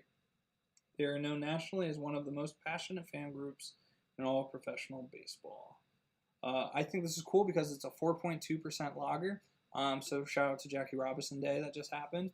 And the reason why I really wanted to bring up Jackie Robinson Day is because one of my favorite Phillies moments this season is when Christian Pache hit the fucking that was him, right? He hit the walk-off. Not a home run, but he hit the walk-off in the extra innings. Yes. It was a movie moment because the announcer is just like, he's never hit a walk-off in his career. Wouldn't this be wonderful right now? Bah! Yo, it was so cool. It was such an electric moment. And I think that moment stood out. Ranger Suarez having the scoreless game. That was insane. Second scoreless game. That was nuts. There's been so many cool moments that have me already thinking, based off of the last couple of years with the Phillies and how they've done in the playoffs and World Series and everything. I don't want to say it, but this has the making of another fantastic season. I know you're feeling mid about it. Well, I say mid because we haven't shown ourselves to be a force yet. Good. Early in the season. season. The other side of it is obviously it's early, but the Phillies never turn on until July. Mm-hmm. So I'm holding out anything until July. Wait until All-Star break. Beginning of August. Check back with me. I'm going to be like, oh, we're going. I know that's late in the season already, but July seems to be, because remember 2 years ago we were middling, and then July happens and Schwarber's just hitting home runs. Homer. We're going on this ridiculous win streak, and it's just where did this come from? And all of a sudden, we're in the playoffs. You know what I mean? And last year, it was kind of the same thing, but a little later. And then Harper came back and progressed, and all of a sudden, he's great again. And then Nick shows up for the first part of everything. And if Nick can just be consistent, just consistently good. And timely.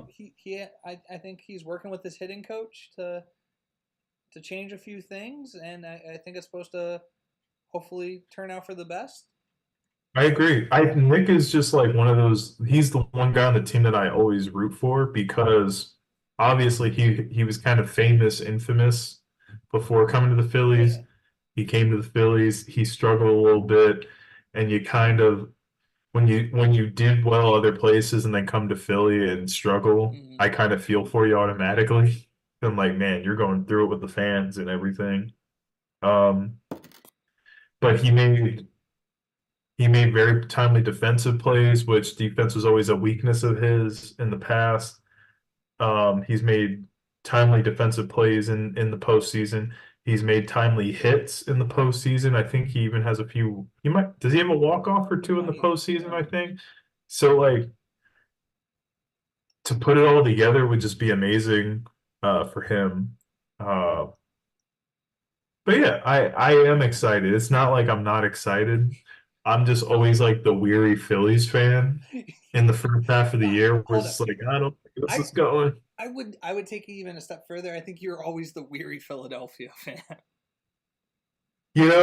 When you've been beaten down, downtrodden, bamboozled, run amok, all of these years, led astray. I will say this, if you really take a look at the teams that I like, it's very easy to like. I mean, it's fucking teams that have histories of like winning, right? Like, but aren't fucking New England or New York, right? Listen, history of teams that have winning just and not because of money. Right. I would money or prestige, I guess. And so I think the only team probably that like I've seen struggle is Phillies, right? Um, and so Yeah. maybe I find it a little more humorous to go through this routine with you every year of uh, Yeah. Real funny, but it's just like you weren't there, man, when it was the Sixers. Well, here's the thing. Back then it was like the Sixers and the Phillies were fighting for who was the worst professional sports team in the country, even. Like the Sixers were so terrible, like people were calling for like investigations to be done and to disband like the whole tanking thing because we were that bad. And the Phillies were just so inept that it was just like laughable. We were so bad. And then I was like at the same time. And then the Eagles were kind of okay, but awful sometimes, but then okay. And then we got lucky. And then like, you know what I mean? It's just like, and then I don't follow hockey, but the Flyers were okay, then awful, then okay, then awful. I don't know. so so talking The about hockey, Union? Do I have to start following the Philadelphia Union? I really want to get into soccer and I really want to like check out the Union. I fucking hate the news. Everything around soccer just seems amazing. Yes, the game itself just fucking bores me to death. Can't do it. FIFA's fun though. Yeah. Um. FIFA is fun. The fucking city whatever uniform, that ugly shit that the Phillies have, just looks like a You union thought that so knockoff. okay. You thought that was ugly? Do you like I it? actually liked it. I actually liked it. What is that fugly ass 7? Did you see the question mark?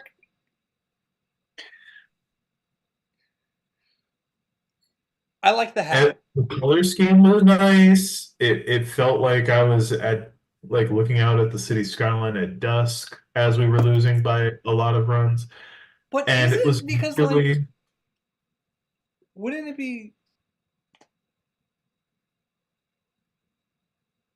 I don't know, wouldn't it be getting darker up here? Like I'm still trying to figure it like yeah, why was it dark at the bottom and light at the top? right, like because like Well, it was if it's supposed to invoke that because the feeling, moon's coming out, right? they're The moon comes out. wrong. It's at midnight, so like the light from the moon shining down on the dark earth, you know. Oh, because of the I think midnight games the that Phillies can might play. have done much better if they just did like a sunset type of deal like the Phoenix Suns do, Yeah. where it's like orangey reddish and then it kind of fades I down into dark. I think they would have been better off just saying like, "Oh, this is our way of showing support with for the Philadelphia Union," because it essentially is like a Union light. It's the same exact color scheme, yes. Because the gold was a very random thing until you realize the Union are kind of like this bluish gold color. And so like I was just like, this is it. I was just trying to catch my feelings on it, and the more I looked at it, the less I liked it. You just have a heart full of hate, so I do. I The haterade is strong. The hateration. Um, the hateration, holleration in this pottery. I don't have any pottery here. Shit. What was I gonna ask? Oh, okay. Let's take it. Maybe it's the final topic. I didn't realize it's almost 9 o'clock. Um, Right. We've been bullshitting for these past 2 hours. I have to pee, so you're gonna have to figure out some way to like fill in the gap of time. But I want to Me? talk to you about the not March Madness on the men's side, women's March Madness in the WNBA is kind of where I want to talk to you about as the final topic. So I'll be right back. Oh, my knees. Women's March Madness. So oddly enough, it's not odd at all. College basketball has generally never really been my thing. And I don't know what it is. I think I really think it has to do with like the college game has a lot of old school old school like systems in it. The sets aren't that imaginative. They're more strict with the rules, offensively especially, to where traveling's called more, double dribbling's called. Um, Offensive fouls are called more. They let the defense play a little more. So I do enjoy that aspect a little more about college. I think in the NBA they kind of let the offense kind of do whatever they want. But I would say that generally men's college basketball or whatever, the men's game in college basketball is far inferior to the women's game in the sense that maybe it's because there's a product at the next level that's so much better than it that I think it kind of ruins what the competition is at the college level, the collegiate level. Like college basketball has all the effect, all the emotion of college football, but for some reason, the product on the field, the actual product on the field of college football looks better matched up against the NFL than college basketball does against matched up against the NBA. So then men's basketball in college just looks to me like so much farther below what the professional game has to offer, despite my gripes with the professional game and how it's called, that I would just far rather watch the professional game. But like I don't. with women's, that's not the case. I feel like the women's game is called pretty much evenly between professional and collegiate. So the feel is the same, the flow is similar, and then you just have personalities. Like I feel like men's college basketball does not have like the personality aspect, Personnel. the entertainment aspect that women's college basketball does. And so like I find myself not being interested at all. I'm not interested in college basketball in general, Yeah. but I'm far less interested in men's college basketball than women's just because of that aspect of you have personalities. I feel like in women's that shine through more. It just seems like a much more interesting game, much more fun game, and it's much closer to the professional game than I the find collegiate league is. I find myself being much more upset about what happens in women's basketball, especially in the That's a collegiate way to level. spin it. I like the negative way to spin it. I get way more, I guess, passionate about it, especially with like what was happening between Angel Reese and Caitlin Clark. Um, that whole debacle. And so I have some things to say when it comes to the women's tournament this year. Also, old boy, what was his name? DJ. I forget his last name. From fucking was it South Carolina on the men's side of the bracket. Big dude, just fucking killing it. Um, Yes, yes, yes. and you know what? I watched some of his like highlights in that tournament, Okay. and the first thing that came to mind was just like, damn, that's like playing with Chris back when we were fucking like playing, because the way that you would just sort of like baseball, like again, this mechanical like person that you are, you just fucking you were in a situation and you fucking like did your thing. And sometimes my length helped me out. And even with you fucking battering into me, I still had a little bit of room to be like, eh. But So annoying. you moved so quickly. You had such a good handle on the fucking ball. You had it in the perfect position that it was basically like unattainable. Like you could not get to it. And it was watching him move so silky smooth. It's just like, fuck, That's what this it is like is. watching Chris. You know what I appreciate all I appreciate all the praise. And I take that knowing that you say all of this and then you come to like our courts in college at Lehigh and then just like dominate for a little while casually. So I take all that with that in mind. But those were the moments where I went brain neutral. Like I didn't think about it, and I just I Mhm. played, and Just go. You just get into a groove and then you just go. sometimes it's funny. You I walk think away from the game like what just happened? nothing beats the Curry boots, though. Can't shoot I wish for the the Curry life Boots of me. I wish the Curry Boots just beat it because that was a rough day. I was just Like, like, how are you shooting in construction boots right now? yo, those were the craziest things ever. I've never shot so well. No, you haven't. No. Before since. So looking at basketball again, real quick. Yeah, I mean, I like March Madness. It's fun. I was really into it this year only because the prize with Humble Parlor was if you won the bracket, you got to help either name, come up with the idea, and or help create a beer. I'm liking that last option quite a bit. Right, and I fucking I started off strong. I was in first for a while and then just fucking imploded. Because I don't watch, I don't pay attention, But see, okay, so here's the thing about March Madness. I don't care how in depth you watch every team. You could watch every team's game throughout the entire season on repeat leading up to March Madness.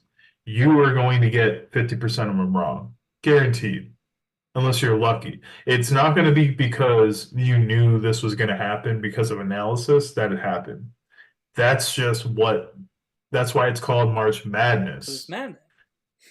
You know what I mean? Lehigh beat Duke. I mean, what can you say? Shut the You know? fuck up! We almost got through a whole sports episode. But they did it. They beat Duke. Did they not beat Duke? Let me know. That was over 10 years ago. You shut your whore mouth. Think Wait, about was it. it? Wait, They hold just on, hold referred. on, hold on, hold on. Oh shit! Yeah, that was like what 2011, 2012. That was 2020. They just referred to CJ McCollum as a veteran player. Yeah, I mean that's like after like 4 years, you're a veteran player. He's been in the league for what, at least a decade? You didn't have to bring that up. Listen, I now understand that it has been wow. And I don't think Lehigh's had even like a 500 season since then. Like since that team left, it's been rough. Sorry, I had to get that off my chest. Women's basketball is very interesting to me. I found myself being more fixated on the Caitlin Clark Angel Reese rivalry only because of what happened the year prior, and so it just sits weird with me. It's again nothing against Caitlin per se because I don't think there's not much that I dislike about her as like a player or a person or anything like that. I just think she gets away with shit because of her privilege, and I just don't really. It's the discourse around her. Yeah, and that's what it is annoying. So, whatever, getting through it, get by it, fine. Mm-hmm. What I found interesting is even the game that she ended up dropping 40, I think, which was against UConn. The game against there were moments.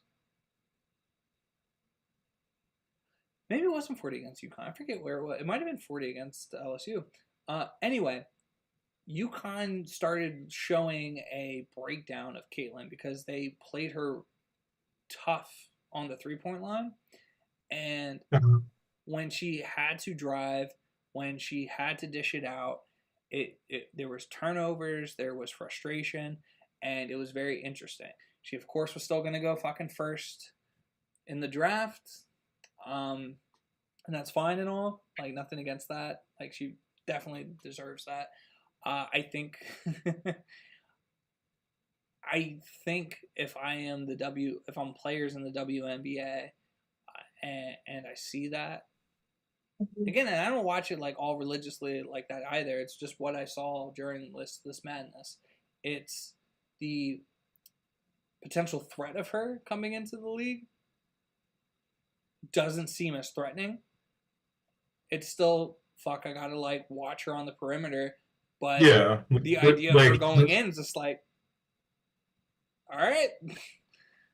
and that's the thing. Like, I feel like this just comes down to, at the end of the day, we have to remember with all of these athletes we're talking about, they're kids for the most part. Like the oldest are like 22, maybe, 23-ish, even if we're being like super, flexible with it.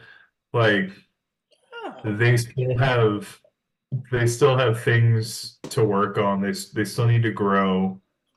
Look at any look at any NBA player between, age 22 versus age 30, and the growth that happens between any great player, any just regular player. So sure, she'll struggle maybe because the talent is going to be there. Maybe she does have more talent than everyone else in the league that she's going into. But the margin is going to be much smaller on average So in general. So if she comes off a pick and roll, maybe that big man, big woman, that big that is helping on the pick and roll in the WNBA is going to play that far better and far more aggressively than the average college player did. And she's going to have to be able to react to that. The game's going to move faster than it did in college. Like, that's just something across the board between college and professional. Like, the game's going to move faster, the margins are going to be tighter. And with shooting, like, it's a confidence thing. And if you're being rushed, your confidence automatically goes down. You have to move faster and be comfortable in moving faster to be a good shooter. So in the spirit of not being a hating ass bitch,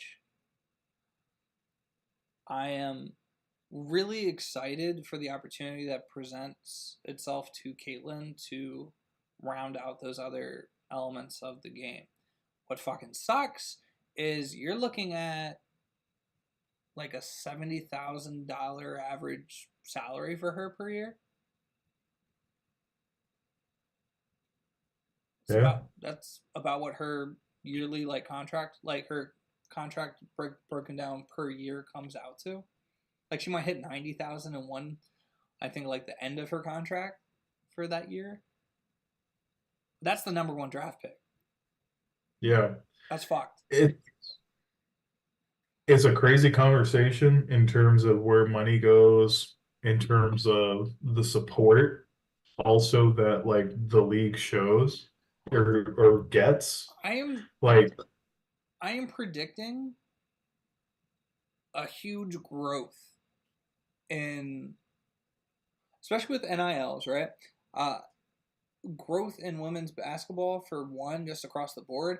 But I think in the next, let's call it 6 years with the WNBA. Mark you down for 2030. Yeah. Okay. I'm seeing a huge growth. I don't know what it translates into a check, but I think there's going to be a surgery. Huge growth. I think there's going to be a lot of interest and hype around it if they continue to being able to market it well and just build out those feelings. I found myself, at least this year, talking about the women's March Madness a lot more. And so that also leads me to... Over the past 2 years, honestly, for me, I would say that, once again, it comes down to I think it just comes down to maybe it's the media, maybe it's not. But it has to do with the players too. Like there's just the headline value, Yeah. and once again the state of the college game in comparison to the state of the professional game. Yeah. There's And been so hype for the women's basketball, the college basketball over the past 2 years because of, a few figures, particular people yeah, that have kind of pushed the game into the forefront. And now they're going into the professional scene.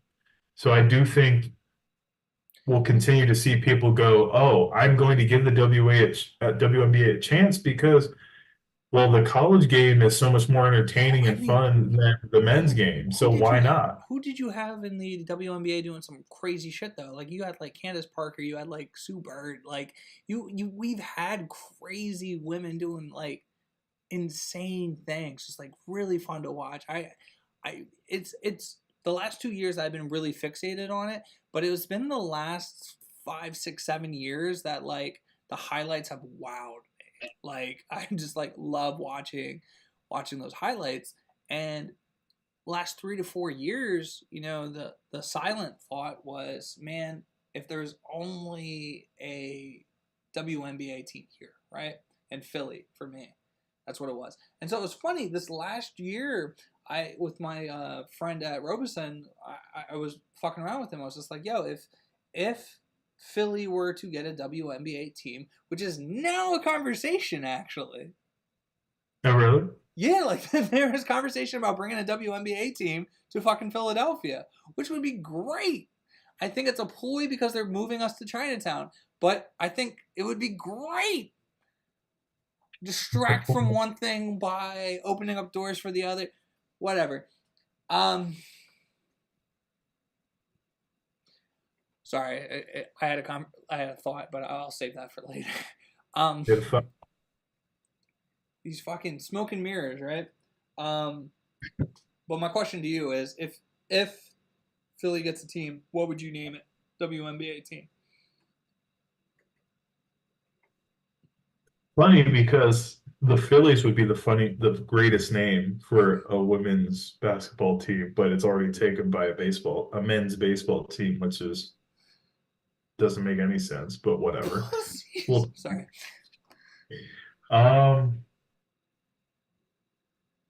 The Philly. I have to think about that one. I have the perfect answer. I mean, Liberties is kind of on the nose. But I think, is it New York's team that's already the Liberty? That's what I'm. Yeah, that exactly. You're right. But you're on the right path. The Philly Independents. That's weird. They don't need no man. No, okay.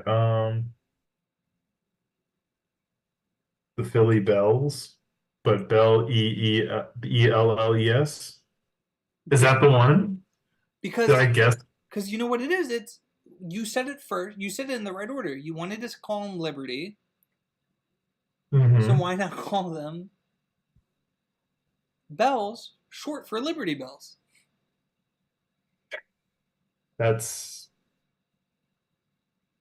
mean, I'm rolling with it. And like, I would be doing a whole thing. I would be putting up a court at Independence Hall. I would have the players out there doing like meet and greets. I would have a whole thing like done up there. I would, do like 3-on-3 scrimmages with other teams. Like maybe bring in Liberty, maybe bring it like who is it? The Mystics? Who is DC's team? What is that? DC has a WNBA team, right? Isn't it Mystics? I think it's the Mystics, right? Bring them in, right? Like just like really vibe into the region. Dawn Staley, who just won the fucking championship, is from 22nd and Diamond Street. Really? Yeah, that's Philly, baby. Like, bring her in. Okay. Like not even a coach, just bring her in to celebrate. Just have her stand there. I don't know. but like really just like uplift the whole fucking community. I mean, fucking Reading has one of the Harlem Globetrotters is a woman from Reading. Really? Yeah. Did not know that. So I mean, like, there's 100 reasons to like really lean into it, do some really cool promotions for it. I personally would be a big fan of it. Right now, ticket prices would probably be cheaper. But the way that Philly is, that's Philly the thing. Philly just shows out for sports teams. And that's what I think would be so cool is you get people really show up for Philly. Like I think that would be nuts. Like even on a bad season, fans come out because it's like this is our city, this is our team, and I'm here for it. I'm gonna fucking boo you, but I'm gonna boo you in a packed stadium. And that is the thing about Philly, and it's funny. I guess the point I was thinking of like the WNBA has kind of always been like stereotypically the thing of, okay, well, it's the basketball purists who love the WNBA because of fundamentals and this stuff because they have to be because they're not athletic, it's all that type of deal. Shit. And in certain aspects, there is credence to the fact that the WNBA game is more like traditionally fundamental. It is. But I don't think it's for the same reason that people say. I think it comes down to how the game is officiated, how the game is marketed. Like it's called this game would be more fun. Yeah. It's just like the men's game would be more fundamental if the league decided we're going to call everything by the book. And we're going to call every carry, run and goal, every travel. All right, well now the game's going to look a certain way. So it's not about the player talent in a league. It's about how do you need to fit into the rules, right? That's always what it is. The league, and then like professional leagues are always about how do we bend those rules. Now the WNBA is kind of in a position where it's a newer league, professional league. And so you're going to get the more by the book, like officiating, the stance on that. Maybe we see that loosen a little bit into the future. Allow these players to kind of show themselves a little more and just see how much that in itself changes the aesthetic of the game. You know what I'm saying? Like a lot of how a game looks is dependent on the officiating and the rules of the game, no matter what sport it is. If you're allowing certain things to happen and you're penalizing certain other things from happening, you're going to make it look a particular way. And the NBA has shifted greatly since we were kids from the look, right? And it's shifted over decades to get to where it is now. And it's different every decade. And they talk about decades because it's shifted in rules and all that stuff throughout the decades. But the WNBA doesn't have that. Look-wise, I will still say this. No. And maybe I'm biased because it's Philly. No AI.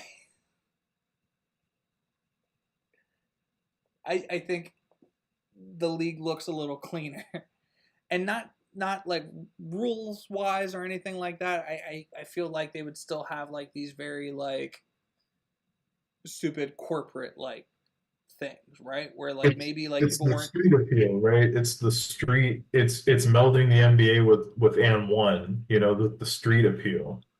AI did that. I think as much as great as he was, his biggest contribution was culturally to the sport. But that's exactly what like was very confusing and upsetting about the Caitlin Clark Angel Reese thing to me too was Yeah. Caitlin had cockiness, Angel had arrogance, right? Like, Right. It Angel, was well, not even cockiness. I would even say it's a step back. It's just confidence or confidence. There you competitive. go. But it's again, it's 6 to 1, half a dozen to the other, and at the same time, it's just like, okay, so why is this one 6 and why is this one half a dozen? Like, to look at it, Exactly. it's just like they're both bringing swag and like showmanship and like ruggedness to the game, Intensity, yeah, grittiness, intensity, competitiveness. and one's But being one, praised and the other it's one's oh, being he's like, such a yeah. and everyone was like waving Angel Reese goodbye when she lost and all this other shit. And I'd be fine if they showed up like the same way for other people, but like I didn't really see that when Iowa went to lose. I didn't see them like, Yeah. fuck you, Caitlin. Like I didn't see that same type of energy, and it's just like, No, it's like, oh, Caitlin had a great game, but they yeah, lost. and I'm just like that's what fucking pissed me off about the whole thing too. Yeah. But it's because of that. It's just like that cockiness, that confidence. That's what makes it fun. That's what brings in that excitement. It's the same thing with like Djokovic and Monfils that we talk about all the time. Djokovic gets praised as being this fucking stellar athlete and like, oh, X, Y, Z in the third, but every single thing that Monfils had been doing for years was like the worst thing in the world for tennis, or like, oh, he would be such a better player if he would just only like clean up. It is exactly that kind of thing, right? Because Murray has a particular way about him Damn, I gotta pee again. that people kind of see as, oh, he's just being competitive, he's just being gritty, you know. But Monfils is, oh, he's not taking it Serious. seriously enough. But then there's plenty of other people, like you could think of like a Richard Gasquet who has talent, but he had a lot of off the court issues that stopped him from being great. And so, oh, but he's so great in this one particular area, we're not going to denigrate him for the other parts, you know? But with Monfils, it's just like, oh, he doesn't take the game seriously. It's a mockery of the game. When really he's just out there trying to give the people a show. He fights for every point, and his real detriment to his success in his career is that he does kind of just like wear himself out early. That's the reason he loses. It's not because for lack of talent or lack of effort. It's because he generally has gone so hard early in sets, early in matches, and then like later on, he's so exhausted from having to keep up um, that he just he breaks down. So it's all a thing of perspective. It's all about how do you perceive this person in this sport. And with Caitlin Clark and Angel Reese, obviously, I feel like they're extremely similar. Um, Obviously, I think Caitlin Clark is the better player, more skilled player right now. Um, but once again, like in terms of their effectiveness, the way that they're portrayed in the media is so different when they're really not that different. And also it's when you ask them, both of them seem to be in line. And like any player that you ask, they all seem to be in line. And Caitlin Clark kind of agrees. It's just like all these other players are great players. I'm Right. doing this thing. Everyone else is doing this thing. It's not a big deal when anyone else does it. I'm just doing what anyone else would do. So why is it an issue? And that's the real shame of it, right? Because player Mhm. wise, I think they all get it. And I think Like I said, I think for me, why I think the reason why I come at Caitlin Clark so hard is because she's the easiest example of it for me. And rather than making the situation about Angel Reese, I will always start off with saying, well, this is my issue with the Caitlin Clark situation.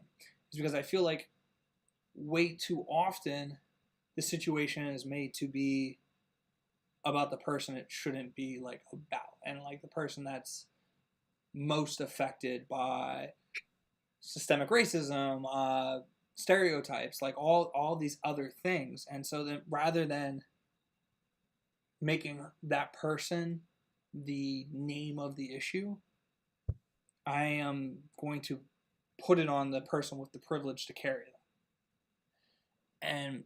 And I think that's why I like this. For some reason, this situation in particular is the one that it happens.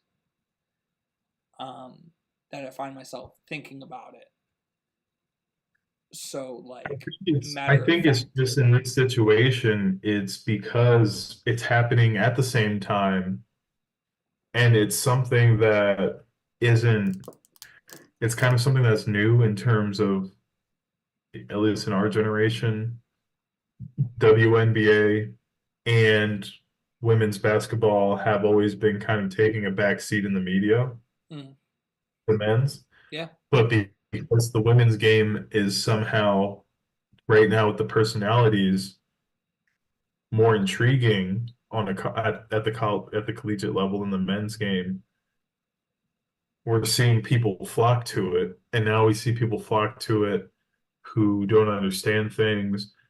It's obviously politically charged from like a racial political standpoint, that type of deal. And so that you just have people throwing their 2 cents into a situation who don't understand basketball. They're just looking at the people. And then, or not just basketball, like any sport or any competitive lens, where it's just like, this is just how athletes are. Like when you get to a certain level, you have this particular, you're either the most skilled person you've ever seen, or you have this like little like tick mentally that makes you this competitor, or a combination of the both. And none of those different combinations are bad. Right. You know what I mean? And that's what we have to get to. I just think it's obviously been racialized and politicized between Angel Reese and Caitlin Clark. But really, the real landscape of it is what they think of each other and what the people in the leagues or in the spaces with them think of them as individuals and together. And that's consistent throughout. And it's different from what the media portrays. So it always comes back to, again, like headlines and just popular media, quick bits and stuff like that. Yeah, like clickbaity shit. Yeah, it's just not conducive to understanding what's actually happening. It's there just for a quick reaction. And with something like this, where you have a cross section of minority groups and oppressed groups, like you do in this situation, the nuance there is something that can't be captured in clickbaity stuff. Right. And so you end up losing a lot of that. It's just lost in the sauce, for a better term. So we just got to be able to keep focused, understand what is important, and look past the clickbaity stuff and just try to understand the situation that's happening. And then just try to promote that, narrative, you know what I mean? Like try to get your own understanding of something and then push that. Don't let the clickbaity stuff be the topic of conversation amongst your group of friends. Read the article. Read the article. As Bill Burr once said, don't listen to me, I don't read. If you don't read, then you shouldn't be listening to somebody. Yeah, seriously. No, I think that's a really good way to wrap this all up. I think that was the deliverable message. Message. I do think it would be fun on a more clickbaity side of things. I liked the idea of around the hops. Like I made that up on the walk over to from the beer. Yeah, time. I was watching Pardon the Interruption and mistakenly thought about around the horn. Uh, I like this idea though. I think what would be cool is rather than it being about sports, I think keeping it true with around the hops. Um, One of the things we wanted to do with the live was to bring articles and quick discuss them, and that proved to be kind of a difficult request. Yeah. Because it wasn't as simple, I think, as we originally thought. It wasn't as simple as, oh, here's an article. Because then it became you read, I read, or you read and you're really well prepared for this, and I'm trying to give you my thoughts on it. And it's just like, you didn't quote a section of it that I think would help me understand this better, right? So what I think the idea for around the hops should be is less PTI in terms of here's the topic that comes up and we have 5 minutes. You go off for like 250. I go off for like 250. We can run over whatever, but it's more of we set a timer for each other. You know, like say we are committed to doing 6 minutes. We both get 3 1 minute like rant sessions, and so we both bring 3 articles about beer related news and do our hop take. Like we do a quick summary of it and then a hop take. And it's like Okay. but we do it like if we can make it as quick as possible for the least amount of time as possible, and we do it like a monthly like series of things. I think that would be a lot of fun.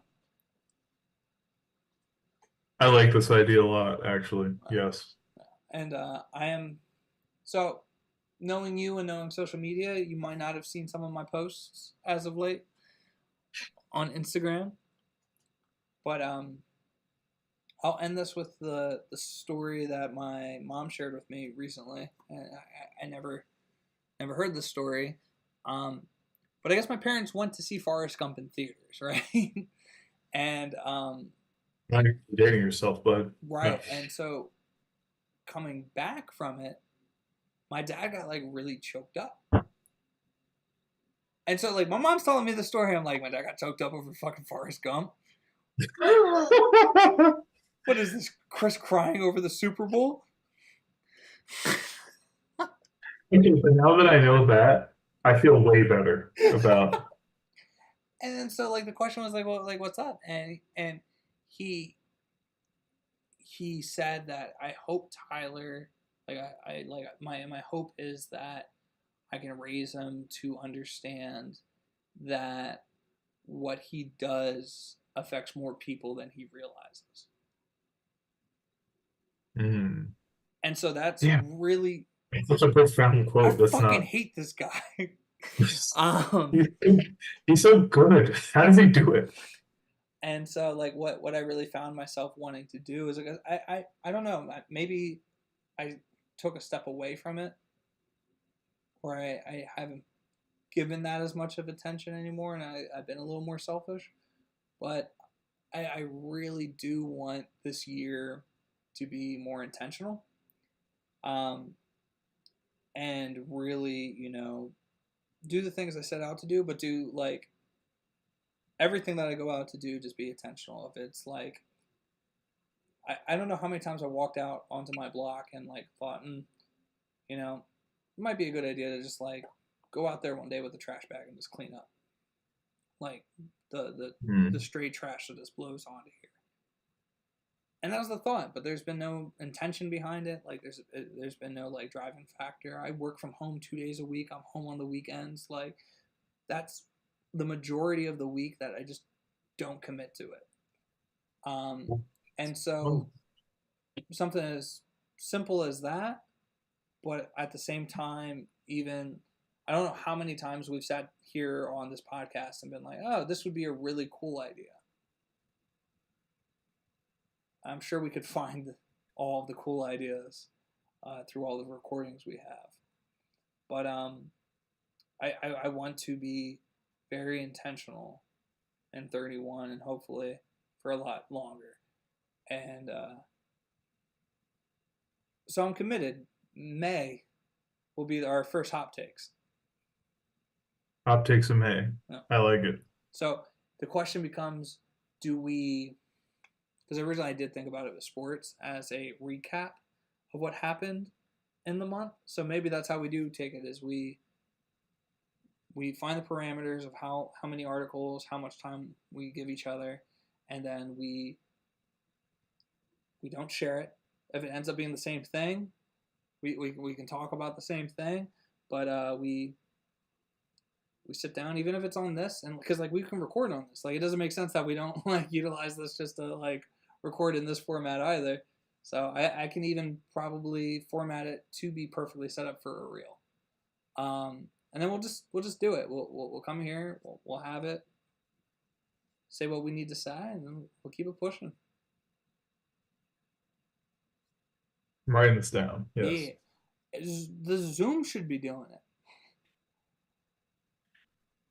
That is what Zoom should be doing. Actually, I forgot about that. No. But, I really like that idea a lot. That's great. I finished my I didn't share with you what this last beer was, and then we can wrap it up.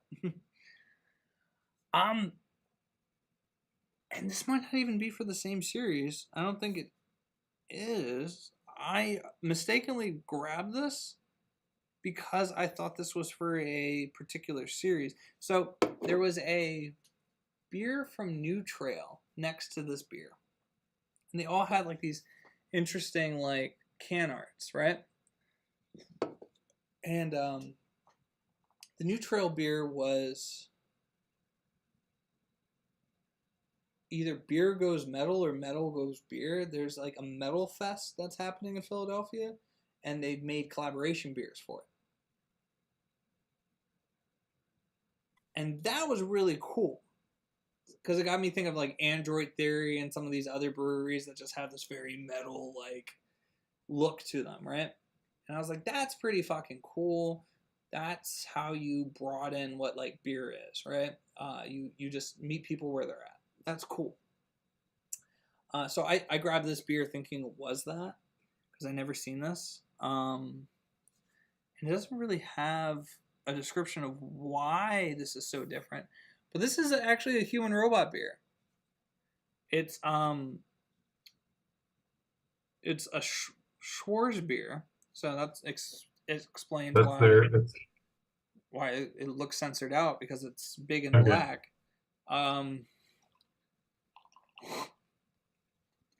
But it's fucking fantastic. It's good like Human Robot does, but this just isn't their normal artwork. It even has a reference to it's artwork by Sea of Doom, and then it also tags Empress Rising Philly. So more research to be done. Yeah. That's why I grabbed it. I thought that was pretty cool. You know, collaboration's always going to be a big conversation point when it comes to this podcast and beer. Dude, we got on a little after 7, and yeah, and we've just been going for a while. Actually, it hasn't felt like that long though, honestly. No, before I got here, after leaving work, I thought I might have more time than I really did. It's hard when Hannah's not here. I usually cook dinner. Like that's not anything. I just really enjoy doing it. And so that's fine. But say I'm running a little behind and I'm like not going to be able to walk Connor. She could walk Connor. I had to walk Connor. Like, I had to do something, and then I had to go run and get the beer. And I didn't stop for that because I had to come back home and walk Connor. So I came back, walked Connor, ran, got beer, came back, and I was like, oh, there's so much I wanted to do. So I'll be very excited when she's back. But I said that because the thought was maybe moving my setup upstairs to the second floor. Because if I can take away the time that it takes for me to go up 2 flights of stairs to use the bathroom and run down 2 flights of stairs. Yes. I'll just move the mini fridge into the closet. No one will ever know. Yeah, that's the sneaky spot. Right next to the bed. Right, right exactly. next to you. But no, thank you so much for this conversation today. I thought there were so many like things to talk about, and this is why I want to bring that hot takes to a smaller system. I agree with the smaller system. That keeps us in the guardrails too. Was like, as we tend to do. Oh. And I think what happens is like we see all these topics or we see all these points and like we want to talk about every single one of them and like we get into it versus like, oh, we get to say our piece and just like let it keep it pushing. And then we have a more focused live. And then the episodes are going to be those focused beer, like our future, like mission and like meeting with people and stuff like that. So I think the more we actually pinpoint what we're doing, the more content that is inevitably going to be built out because we're going to have to channel so much out. Again, I'm trying to wrap this up. What I would do to have like the crew that Gary Vee has. The what? Do you know who Gary Vee is? Sounds familiar, but yeah, some YouTube guy. I'll show you. He's a fucking asshole. Is he one of those like motivational type guys? Kind of, but he's just more of like, I made some really good content. Like I have, I guess a motivational guy in a way too. And my critique of him has always been, yeah, cool. If I had someone filming me 24 hours a day, I might say some insightful ass shit too. Okay. And a lot of people, it's like a fucking old boy from Barstool too, right? Portnoy, whatever the fuck. Portnoy? Yeah. It's again, if I had someone fucking like, if we had this team behind us, the little sidebar wouldn't say that we've had 2 concurrent viewers. Like, it'd be out there and it's fine. And you know what the thing is? It's fine. That number doesn't fucking matter to me. I don't think it matters to you.